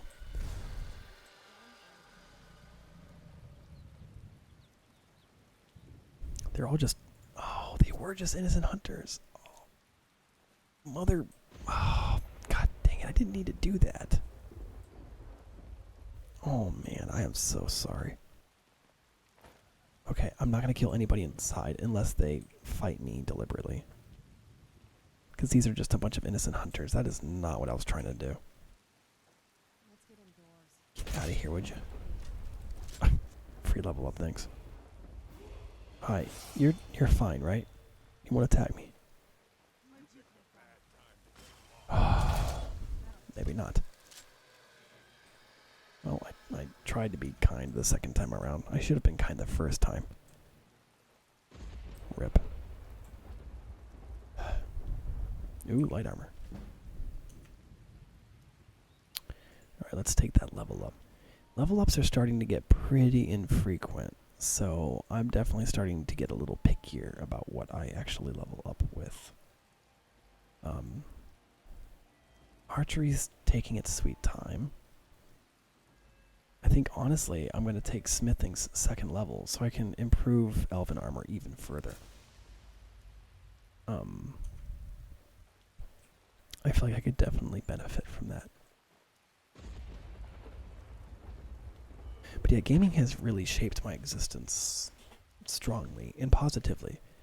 I think Generation Z, you know, the Zoomies, the next group of kids coming up, I think their evaluation of video games is going to be different from your and my evaluation of it. You and I, video games were a lifestyle choice because growing up in the 90s, you didn't... Oh. Okay. Random vampire attack. Excuse me while I handle this so we can go back to conversation. No, no, no. Anyway. Our generation made a choice to embrace gaming, and a lot of them didn't. There's a lot of 90s kids who didn't play video games growing up. But they're all also, like myself, a lot of kids who grew up playing a lot of video games. I think my biggest, well, perhaps not the biggest, but one of my biggest regrets is that I didn't turn to gaming as a career sooner. I'm 30 years old now, and I have missed my chance to pursue gaming as a career, and I think it would have been a wonderful choice of career. It would have been a lot of fun to do. But I never got that chance. So now I'm having to make up for lost time, which is fine, and I love it. And I like the fact that I'm 30, because a lot of the streamers that I know and love are also 30 years old. But what's neat is, you know, with this whole group of young streamers coming up who are 13, 14, 15, 18 even, you know, not in their 30s, let's put it that way. What's kind of neat is they look at us and they go, oh, there's no way you guys could be good at games. And I'm like, well, I grew up with them. Like, truly, I grew up with them. I can relate gaming experiences they'll never get to understand, which is a bummer for them, but kind of something special about our generation.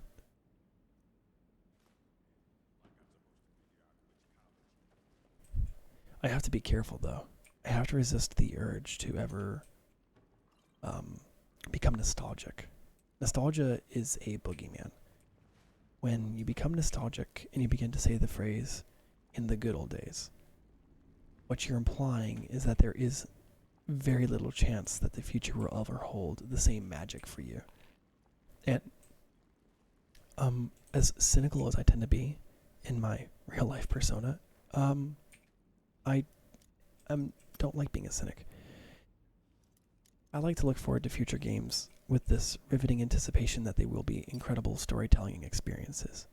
And as games become more and more ingrained into pop culture, I think the chances they become incredible storytelling experiences is going to, go up. I'll give you an example. One of the earliest games I remember, story-wise, was a game I played as a child called Toy Story Buzz Lightyear to the Rescue. And it was based off of, it was kind of like Toy Story 2 to 1 to 2 bridge. No, it was 2 to 3. I don't remember. But the idea was basically that you played as Buzz Lightyear and it bridged the lore gap between the movies and allowed you to see how Buzz Lightyear went about rescuing Woody. I'm telling you right now, as a kid who loved the Toy Story movies, that was so cool. Like, how freaking cool is that to, know, oh, well, the reason Buzz Lightyear went to Al's Toy Barn was because he had to fight through a bunch of, to rescue a bunch of alien toys who then helped him find this magical flying saucer called the Mothership, who helped him do this and that. It added value to that universe for me, which it otherwise wouldn't have had. Same thing with the Metal Gear games. Well, when I became a teenager, I didn't play the early Metal Gears. I would have had to be an 80s baby to really appreciate the early Metal Gear games. But I remember when I became a teenager and I began reading military books and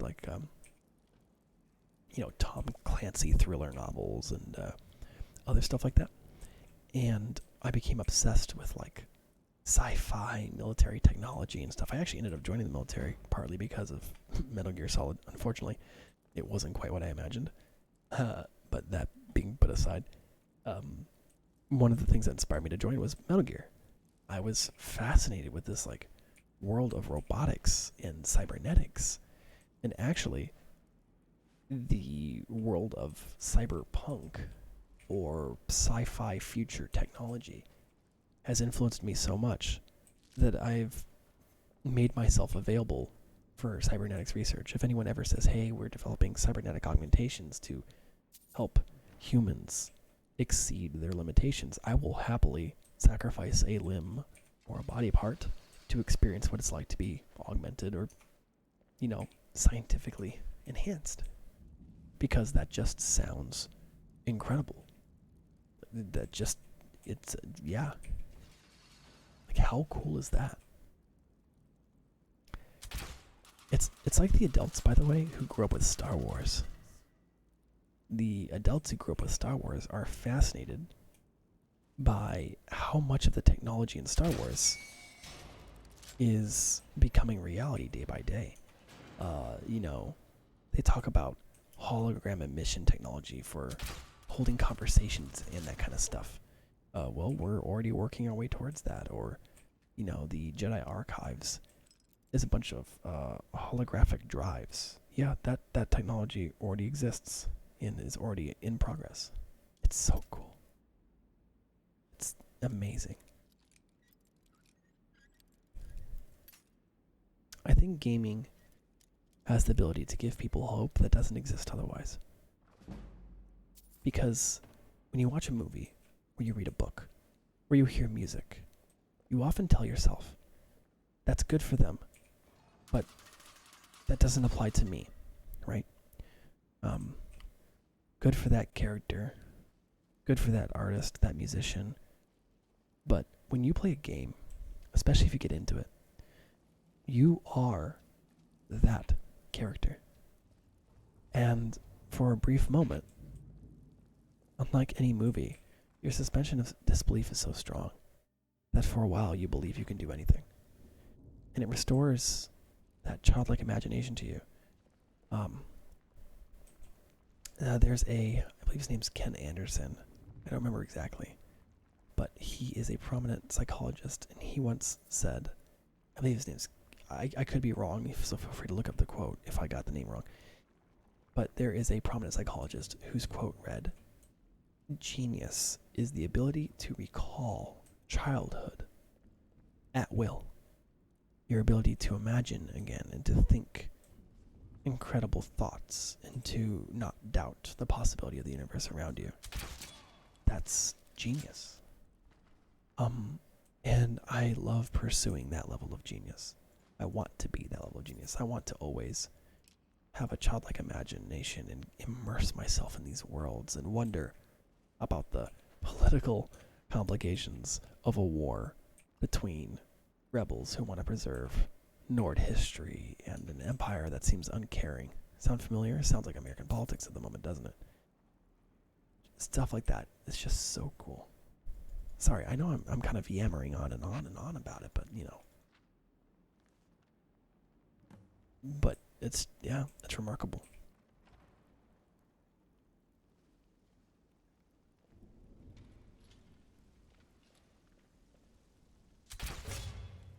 Gaming was a miracle, a story miracle, that nobody knew was coming and nobody could have ever predicted. I've been recently playing Game Dev Tycoon, and as I play through it, one of the things that fascinates me is that it's such a simple game. Push buttons, make games, release them, hope you make money. Not really too crazy. Very simple concept. It's a very meta sort of game. But when I play it seriously, and I'm not playing a meme run to just make jokes and be Bethesda on a bad day kind of thing, something that fascinates me is how invested I become into trying to introduce people I've never met, these characters in the game that they don't even mention them, the audience, gamers, trying to immerse them in these worlds that I don't even get the detail. It's an incredible feeling. I can't imagine what it must have been like to be among the first developers releasing games for a mass market, sitting there at a storyboard meeting and thinking to yourself, I don't care what game it was. It could have been text-based or, a game like, look at Monkey Island, right? LucasArts game. Monkey Island, a adult humor comedy game. This was in a day and age where comedy movies weren't very funny. Comedy movies were kind of hit or miss, Movies from the age are like Home Alone or Sleepless in Seattle. They were funny. Yeah, I give you that. But then you had Monkey Island, and my God, I played that game as a kid, and I probably shouldn't have because it was very adult with its humor, but oh my Lord, I died laughing. But imagine being the storyboard or a story designer for that game. You couldn't have done this in a movie. It just wouldn't have been acceptable. You couldn't do it in book form. It just wouldn't be as funny. Probably couldn't do it in a TV show or in any other format. But video games, that's a unique place to do that. How cool is that? I mean, come on. I would kill to be a fly on the wall. If there's an afterlife of any kind, I hope I get the chance to travel through time. Whether it be a deity or not a deity, I don't care what what you believe. But I hope I get a chance to travel through time and see some of this stuff. Because, man, what a moment that must have been. That moment where PlayStation and Nintendo went their separate ways because they couldn't agree on how the original PlayStation was going to pan out. So they had a bit of a breakup. And then the PlayStation, everyone was really upset because it was supposed to be the successor to the NES. And with Sony and Nintendo having a bit of a breakup, everyone freaked out going, no, there's never going to be a PlayStation ever again. And then, I think it was like 6 months, 8 months later, the actual PlayStation 1, or the PlayStation X, I think is what its technical name was introduced, and everybody was mind blown. It had a disc drive. The controllers had more buttons than we'd ever seen. It was just incredible. It was absolutely incredible. I remember that moment. I remember as a kid reading, what was it? PC Mag? The original PC magazine? I think it was PC Mag. I might be wrong. It's been a long time. But I remember when they started talking about like the release of console gaming. Oh, that was so cool. I still remember my first console. My first console was a PS1, I believe, was my first console. I had played NES and SNES, as well as the Atari 2600 and the Atari 2000 and the Commodore 64. I had played all these systems previously, but I didn't own them. My family were very, very, very poor. So, I wouldn't say like dirt poor. We had a decent house. We ate okay food, but we weren't like wealthy enough to be buying electronics all the time. My dad was an architect, so like he didn't make much money. But I remember when we finally bought that PS1. Oh, that was so cool. Because we got it for Christmas, and it was one of those weird moments as a kid where my dad and I were both just as excited about the gift, because it was my mom had gotten it for us. She had gotten it for my dad, I think. I don't think she intended me to play it. But my dad's first thought is like, my son's not very athletic. Well, that's not true. I was very much an athlete with like soccer. But my dad was so happy to have like an alternative method to like hang out with his kid. Like, how's that for video games, huh? Using them to parent. Super neat.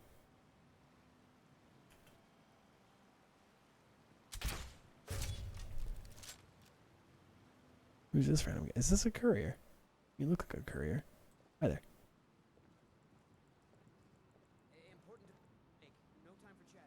Oh, alright. Well, I won't chat with you then. Don't sweat it, dude. Alright, we have only one more part to get for the Dagon's Razor. Which I believe we can just... Whoa. Whoa, what's going on? Whoa, whoa, whoa, whoa, whoa, whoa.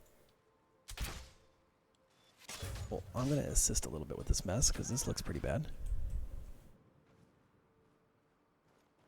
Oh, you guys are lucky I came along. Thanks for the help. Not many willing to take a... The Forsworn don't phase me at all. They're kind of weak, actually. All things properly considered.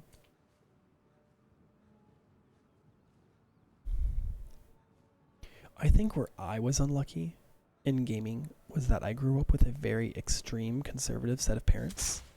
So gaming, certain game topics were completely prohibited in my household. Like I wasn't allowed to play shooters. So I didn't grow up playing Doom or Quake because my parents were not a fan of the shooter genre. Like no violent games. So no GTA 1 or 2. I think the most violent game I played as a kid, which I really want to download and play again, was Fallout. And the only reason we had Fallout was because my dad had worked with the Department of Defense on nuclear technology of a variety of different types. And he was obsessed with, the world and nuclear power and all that. And not nuclear power as in like power. I mean like the power to have nuclear weapons. And so I think Fallout was just one of those games we had that my dad was interested in, but he ended up never playing, so I played it. We had a bunch of other like milsim or military RPG games too. We had we had a game called Bogey Dead 6, which is like a kind of a Ace Combat style game. I couldn't think of the name there for a minute. It's kind of an Ace Combat style game. We also had Soviet Strike, which was a top-down helicopter game? Question mark. I'd have to find it again. It was fascinating. It was also really violent. I think it was rated... was the M rating around then? Might have been T. I don't remember the ratings from back in the 90s, but I think it was pretty harshly rated. because it had a couple really brutal scenes. Like it had a firing squad, and one they were like live video clips, like live actors. It was one of those games that had live video clips in it, kind of like Command and Conquer had. And the scenes were really, really like violent. The firing squad one especially was like really brutal because it was one of your characters that was getting put in front of a firing squad. So it was kind of a little emotionally messy. Got him. But yeah, my parents didn't let me play. My dad tried a couple times to let me have opportunities to play more adult topic kind of games. But my mom usually won that argument, so it didn't happen. Oh, excuse me.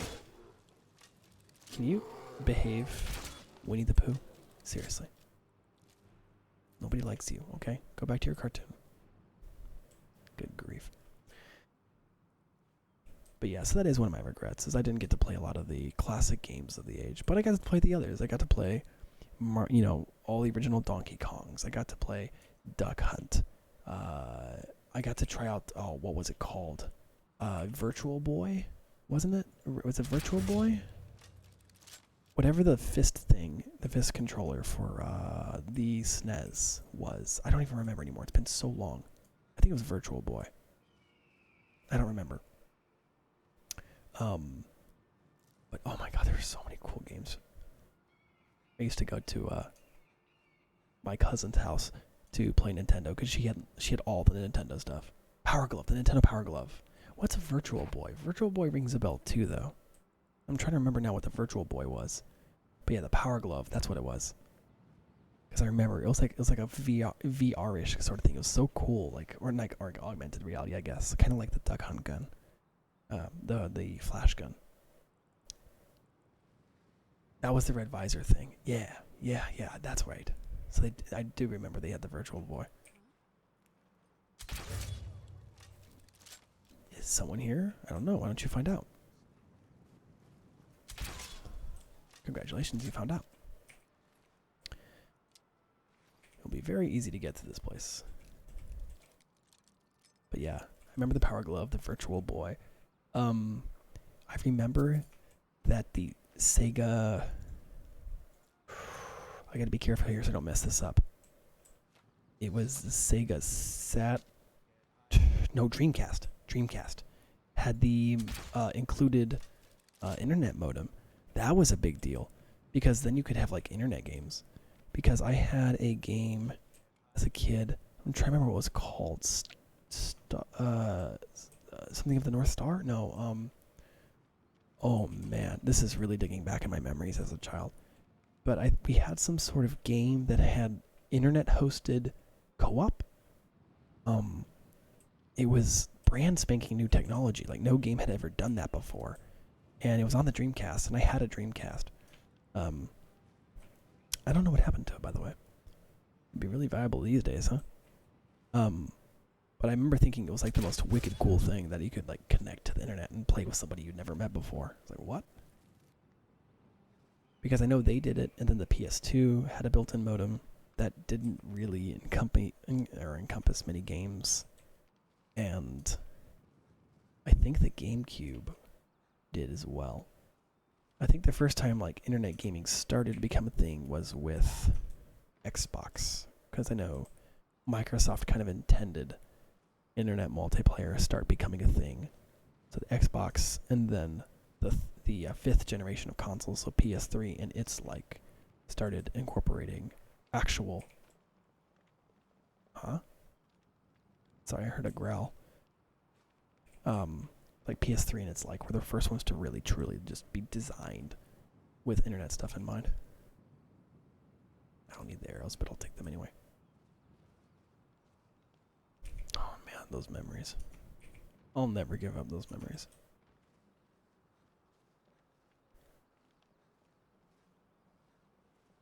I'm just gonna break this trap. It's just gonna drop a bunch of rocks on me. Should be a spider up here somewhere. It's pretty annoying because you can't do anything about it. It's like stuck. It's right there. Oh no, it's a troll. Usually it's a spider.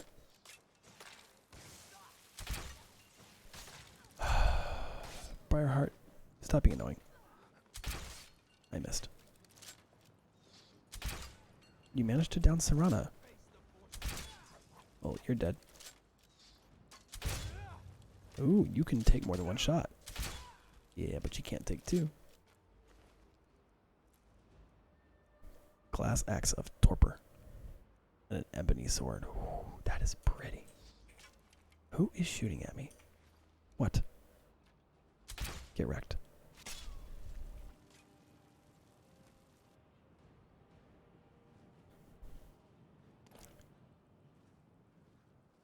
I think one thing that's kind of a bummer is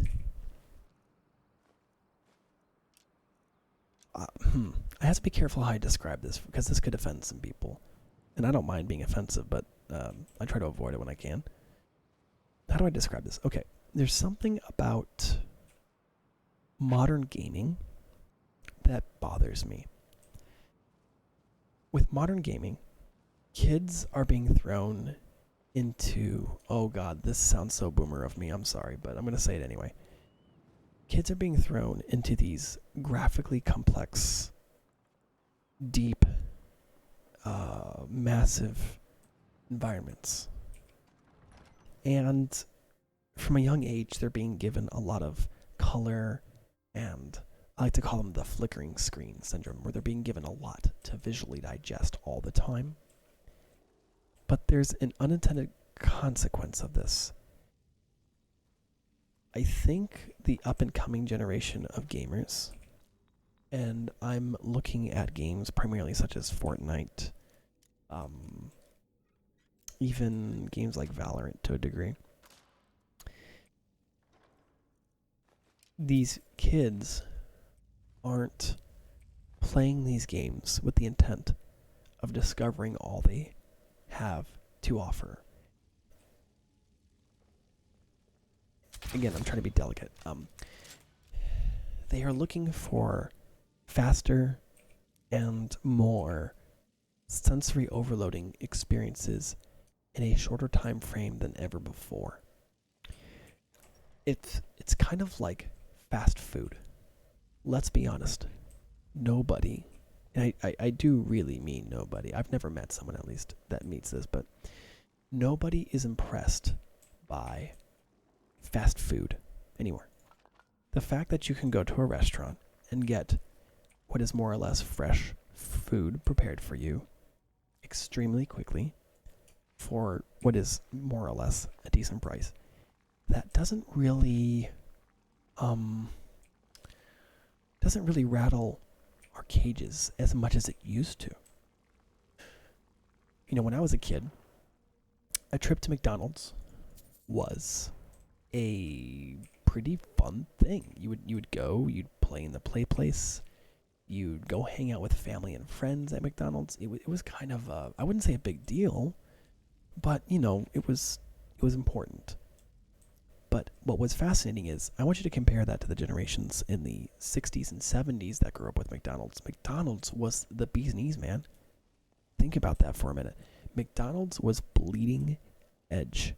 They could prepare food faster than ever before. They could produce a lot of it. It was just it was incredible technology put to use for the put to use for the consumer. This guy's very confused. And people used to be amazed by it. Nowadays, nobody is. We go eat at Starbucks or you know, Burger King or McDonald's or whatever have you. You can pick your favorite. And it's just not impressive anymore. So what happens? And I'm guilty of this, by the way. I want to point that out. I don't want to say this like I'm some sort of innocent angel and all this. I don't go to McDonald's and savor it. I don't go and think to myself, man, this is incredible. Just think 100 years ago, this wasn't a thing. I don't do that. I go eat my McDonald's burger, and I usually eat it very, very fast. And I scarf it down. I don't stick around and hang out with friends. I don't go to the plays. I mean, obviously too old for that, but even if I had kids, I don't know if I would. It's just the value of McDonald's and what it brings to our lives is gone because it's common now. It's an everyday experience. So in order to impress, a fast food restaurant has to produce a above and beyond experience. It has to be incredible. Because what on earth? Because fast food is so common and normal now. I think gaming is running into the same issue. When, like, Demi, for example, when you and I were growing up as kids, gaming didn't grow by leaps and bounds. It grew by baby steps and lots of mistakes and lots of really atrocious games that nobody ever played. And we watched it evolve, and we went from playing these really boring, atrocious, just crap games to games like Skyrim. And because of that, we have this weird appreciation for it of, wow, we've watched gaming grow up with us.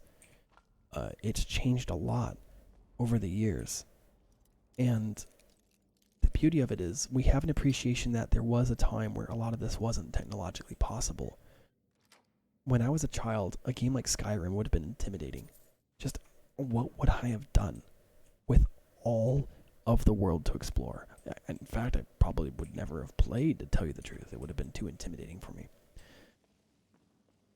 But now we have the opposite effect, where if I produce a massive game and present it to a child, specifically a child, someone of, say, Fortnite preference.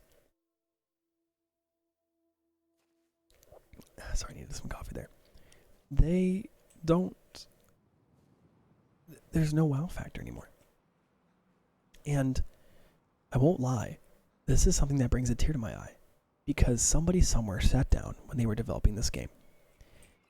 And Skyrim especially, for example, or Fallout, these massive open world games. And a bunch of story designers sat down and they told themselves, we are going to tell the greatest fantasy or apocalypse story that's ever been told. We're going to grip the gamer with thrilling tales and incredible lore, and they'll be scared, they'll laugh, they'll cry for characters that die, they'll be happy for characters that survive. Oh my goodness, stop, dude. Are you okay? Hold on. Get wrecked, dude. Okay, if you're dodging nonsense. And if I were to give this to someone with the Fortnite attention span, I don't think they would enjoy it. Cyberpunk 2077 by CG Projekt Red is around the corner next year. It is a game I am beyond thrilled for. I cannot overstate my joy, my sheer unadulterated joy, that Cyberpunk 2077 is coming out next year. I tried to pre-order it. I was too late to get a copy. I'm so mad. But it's going to be an absolutely beautiful game. I'm not going to go into that game and speedrun to the most powerful weapon and then kick all the enemies' butts and then end the game. Oh, no. I'm going to look at every advertisement, every shop, every soda machine, every holographic video player. I'm going to read every book and little, like a ebook that I can find. I'm going to talk to every character. I'm going to go around every corner. I'm going to pull up every rock because there's a story there. Somebody has taken the effort to build an entire universe, and I'm allowed to visit. Dude, that is so fucking cool. Pardon my French. I know it's not that relaxing, but goddamn, that is cool. I'm in love with story. I am so excited to take my sweet freaking time and just really enjoy it. It's going to be a religious experience. It's going to be unbelievable. And I hope I get to stream it. Because, oh my god. Yes, please. I am so excited. But again, I feel like we are raising a generation of gamers and encouraging a generation of gamers whose only understanding of a game is 15 minutes long. Sometimes less. There's no emotional investment. There's no future there. There's no, outside of professional players who probably will have stories to tell their kids. I don't imagine that your average Fortnite player is going to remember these Fortnite games 20 years from now. But I'll tell you right now that I will remember Fallout and Skyrim until I'm 70 or beyond, until I get Alzheimer's and forget. These were important experiences for me. It's like you said, you'll never quit gaming. Yeah, absolutely. I never will either. I don't care if I lose the physical ability to do so. So what? I can't grab that from here. Can I hop through that window? No.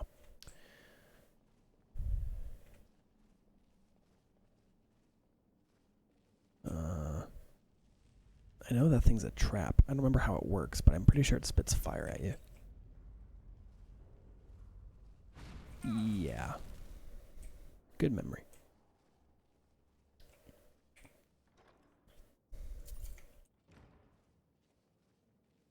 Oh man, sorry, I'm all excited for Cyberpunk now. Now I gotta go watch some Cyberpunk footage because, oh my god, I'm so stoked.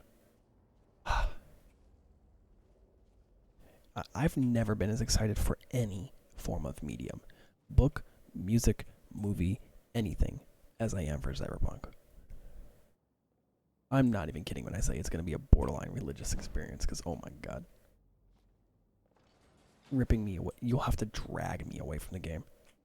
I hope to god that I'm able to pursue streaming full time by that point, because man, I'm going to have a hard time holding down any other job when that game comes out. I'll be calling in every day going, nope, I don't want to work today. I just want to play more Cyberpunk. Okay, so that door opens. This is probably just a closet, I presume. Or bedroom? Oh, it goes up. Oh, piss. I wasn't trying to go outside. Oh, well, I mean, good to know it goes out here. Oh, I didn't need those. Put those away.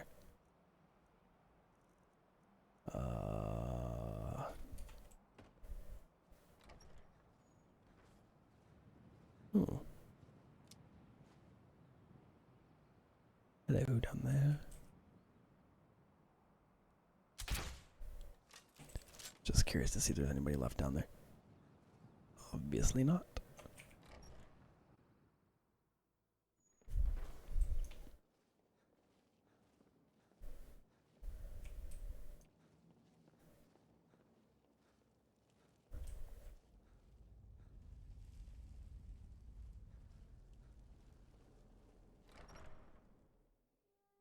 Alright, so we're almost to the end here. My timer's kind of staring at me and reminding me that it's time to end the stream, but I do want to finish.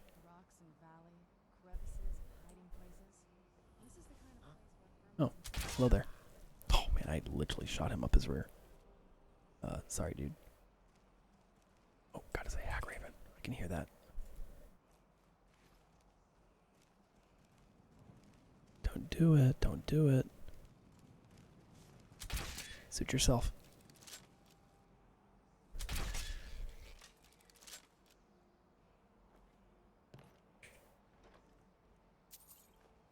Ooh.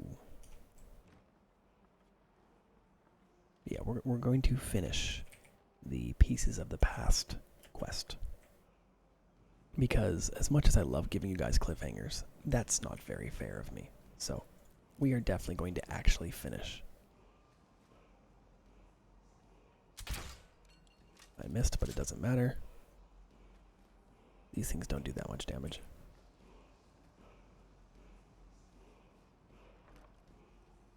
Glass bow of fear. Nice, but I guess I'll carry it. I don't have a lot of use for more bows. I'm kind of maxed in that regard. Another unusual gem that I'll have to take to Riften. Another word of power. Fear and dismay. Okay. And whatever floats your boat, I guess. Ooh, I can't get across to that, can I? That's a hard jump to make, especially with where my sprint key is bound. No way I'm not making that. Not without Whirlwind Sprint. Okay, let's go turn these in to Dawnstar. And then we have to meet him at the Dagon's Shrine. At which point we'll be forced to make a Daedric decision. One of those wonderful decisions where you have to decide to let someone live or kill them. That kind of decision, you know. No big deal, right? Alright. I am going to hustle because I don't want to make the stream go too much longer than normal. I like to think that the people watching my content value their time, and I respect theirs. 3 guards, all walking in perfect tandem. Very nice.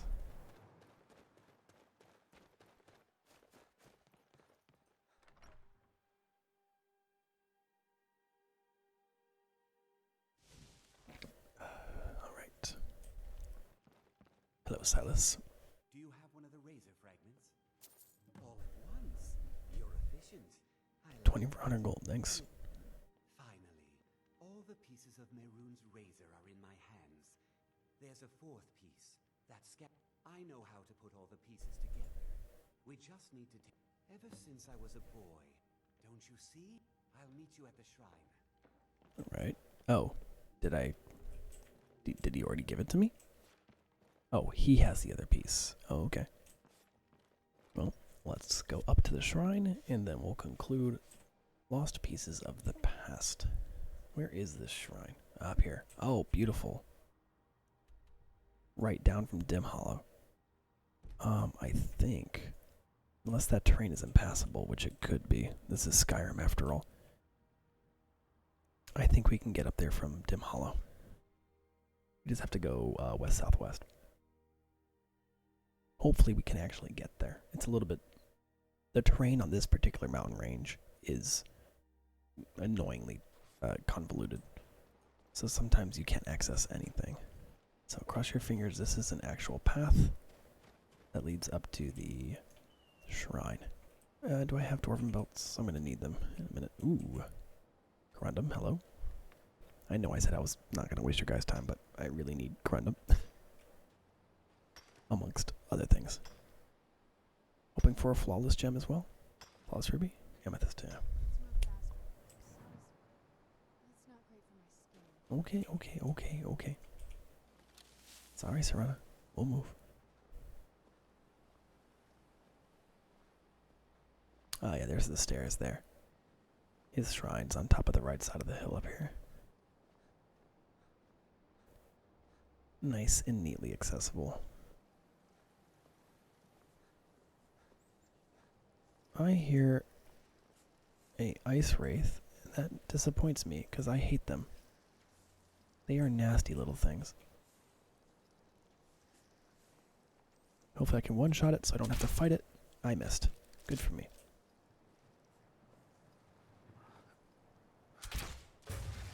Beautiful. Hate those things.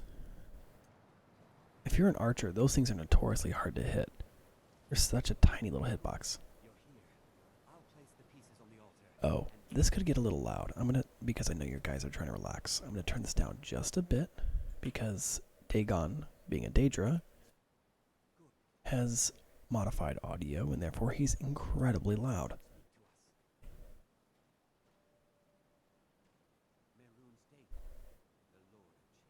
So now you can't hear anything, but trust me, he's talking.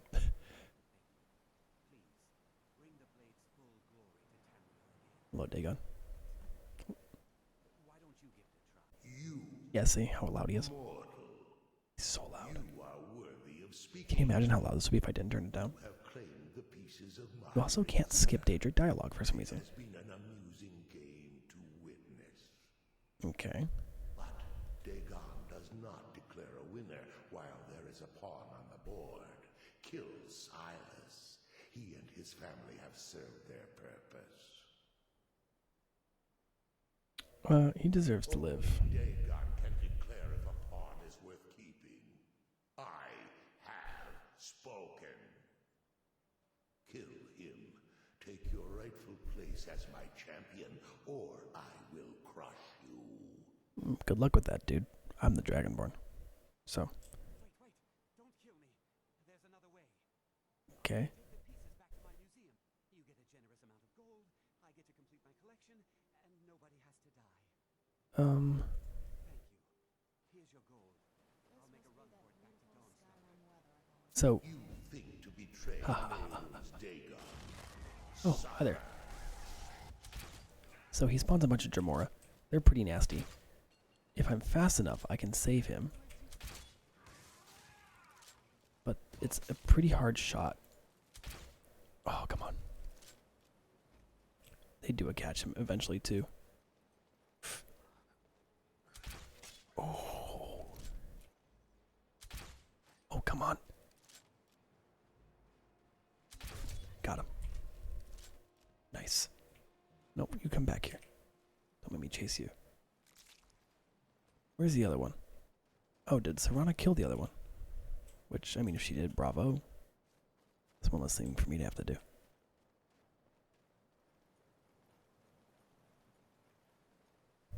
Oh, good job. Oh, in we go. Did we get the pieces of the razor? I think we can still go get it. He didn't heal it, though, unfortunately, so the razor won't work.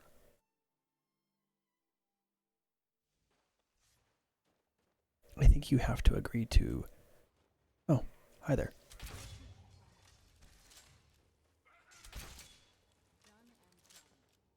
Done and done, indeed. Not a problem for me. And of course, being a Daedra, he has quite the shrine, with quite a bit of goodies inside. We will be, of course, taking everything. I'm actually going to activate my lantern because I can't see a dang thing in here. Ebony ingot. Ooh, man. Whoa, that's neat. I'll take you, actually. I don't think I need it per se, but probably sell it. Catalog of armor enchantments. I don't know if that unlocks anything, but it's valued as a skill book, so. Whew. Yo, look at this stuff. Steel plate armor. Whew. Again, if I was doing a heavy armor playthrough, this would be like the ultimate find. Fine moonstone. This is why it's worth doing this quest much later in the game. If you do the Daedra quests as a high-level character, which, I mean, I'm not high level, but I'm level 29. I'm much higher level than the game expects you to be. The game has to scale up like the random drops that are here, which means that the stuff you find is way more valuable. If you came in here as soon as the quest was available, which is pretty early, like level 5 or 6, first of all, the fight against the Dremora would be abnormally tough. Like, it would not be very enjoyable of a fight. So that's the first thing. And then second, the loot would be like gold and iron bars. They were gold bars for sure, but then we got moonstone as well as ebony. And that's a lot harder to find, so. Staff of Banishing. Oh, it's probably a fear staff. Oh, weaker summon Daedra sent back to Oblivion. Oh, that would have been useful to have for that fight, but... Oh, no, it wouldn't have. Because it would have sent them to Oblivion, not away, so. I'm going to check one last thing, go to Whiterun, and then I'll conclude the stream for the night, because I know I've gotten a little bit late. Sorry, y'all. The quest is complete, as far as I'm aware. The pieces of the past should be done. So all that remains is to see if the Razor, because we saved Silas, is actually in the Dawnstar Museum.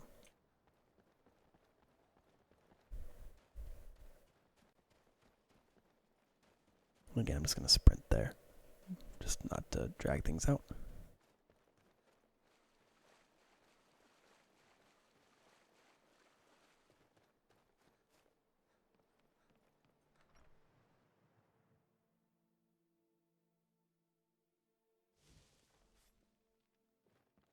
Oh, he did. He did actually bring them back. So there's the whole razor. Where? There he is as well. Good to see you in my museum again. I owe you my life. The museum is doing well. Not anyone about the incident with the razor. Good to see you in my museum. Something kind of interesting that I wonder about is, obviously you can't interact with this case at all. I don't even think it's Is it unlockable? I'm just curious. I normally don't use. Yeah, yes, you can't do anything with it. Not anymore. But lore-wise, something kind of curious that I wonder about is I wonder if anyone else will ever realize what that knife is for and put two and two together and try to steal it and put it back together. Because, you know, Dagon is a Daedra. He's not dead. We didn't kill him or anything, so he has every opportunity to come back and get someone else to champion his cause. Oh, yes. We have another quest we could finish in one, but you know what? I think we've done enough for the night, and I don't want to push my luck with the time. It's been a long stream. I'm also pushing my luck with the game not crashing, so we'll just take our leave at Bree's home as we always do. Kind of the best spot to do that.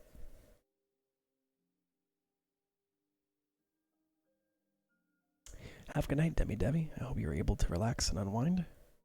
Glad you decided to come by.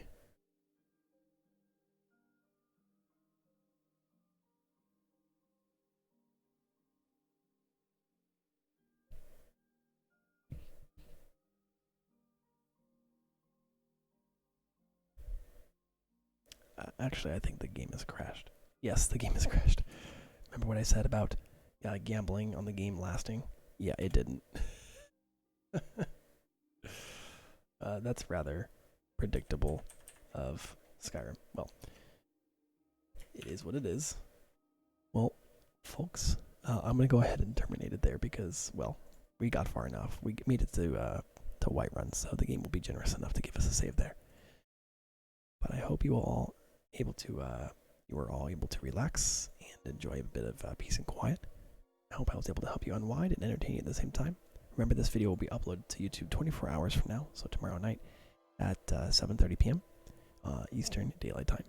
You can find the archive for all of these videos on YouTube, youtube.com/c/Nate Creates. Head on over, give it a like and a sub if you enjoyed today's stream, and well, that'll be it. I'll be streaming tomorrow at 11:30 a.m. Check out the Discord for more information, but for now, I will see you all later.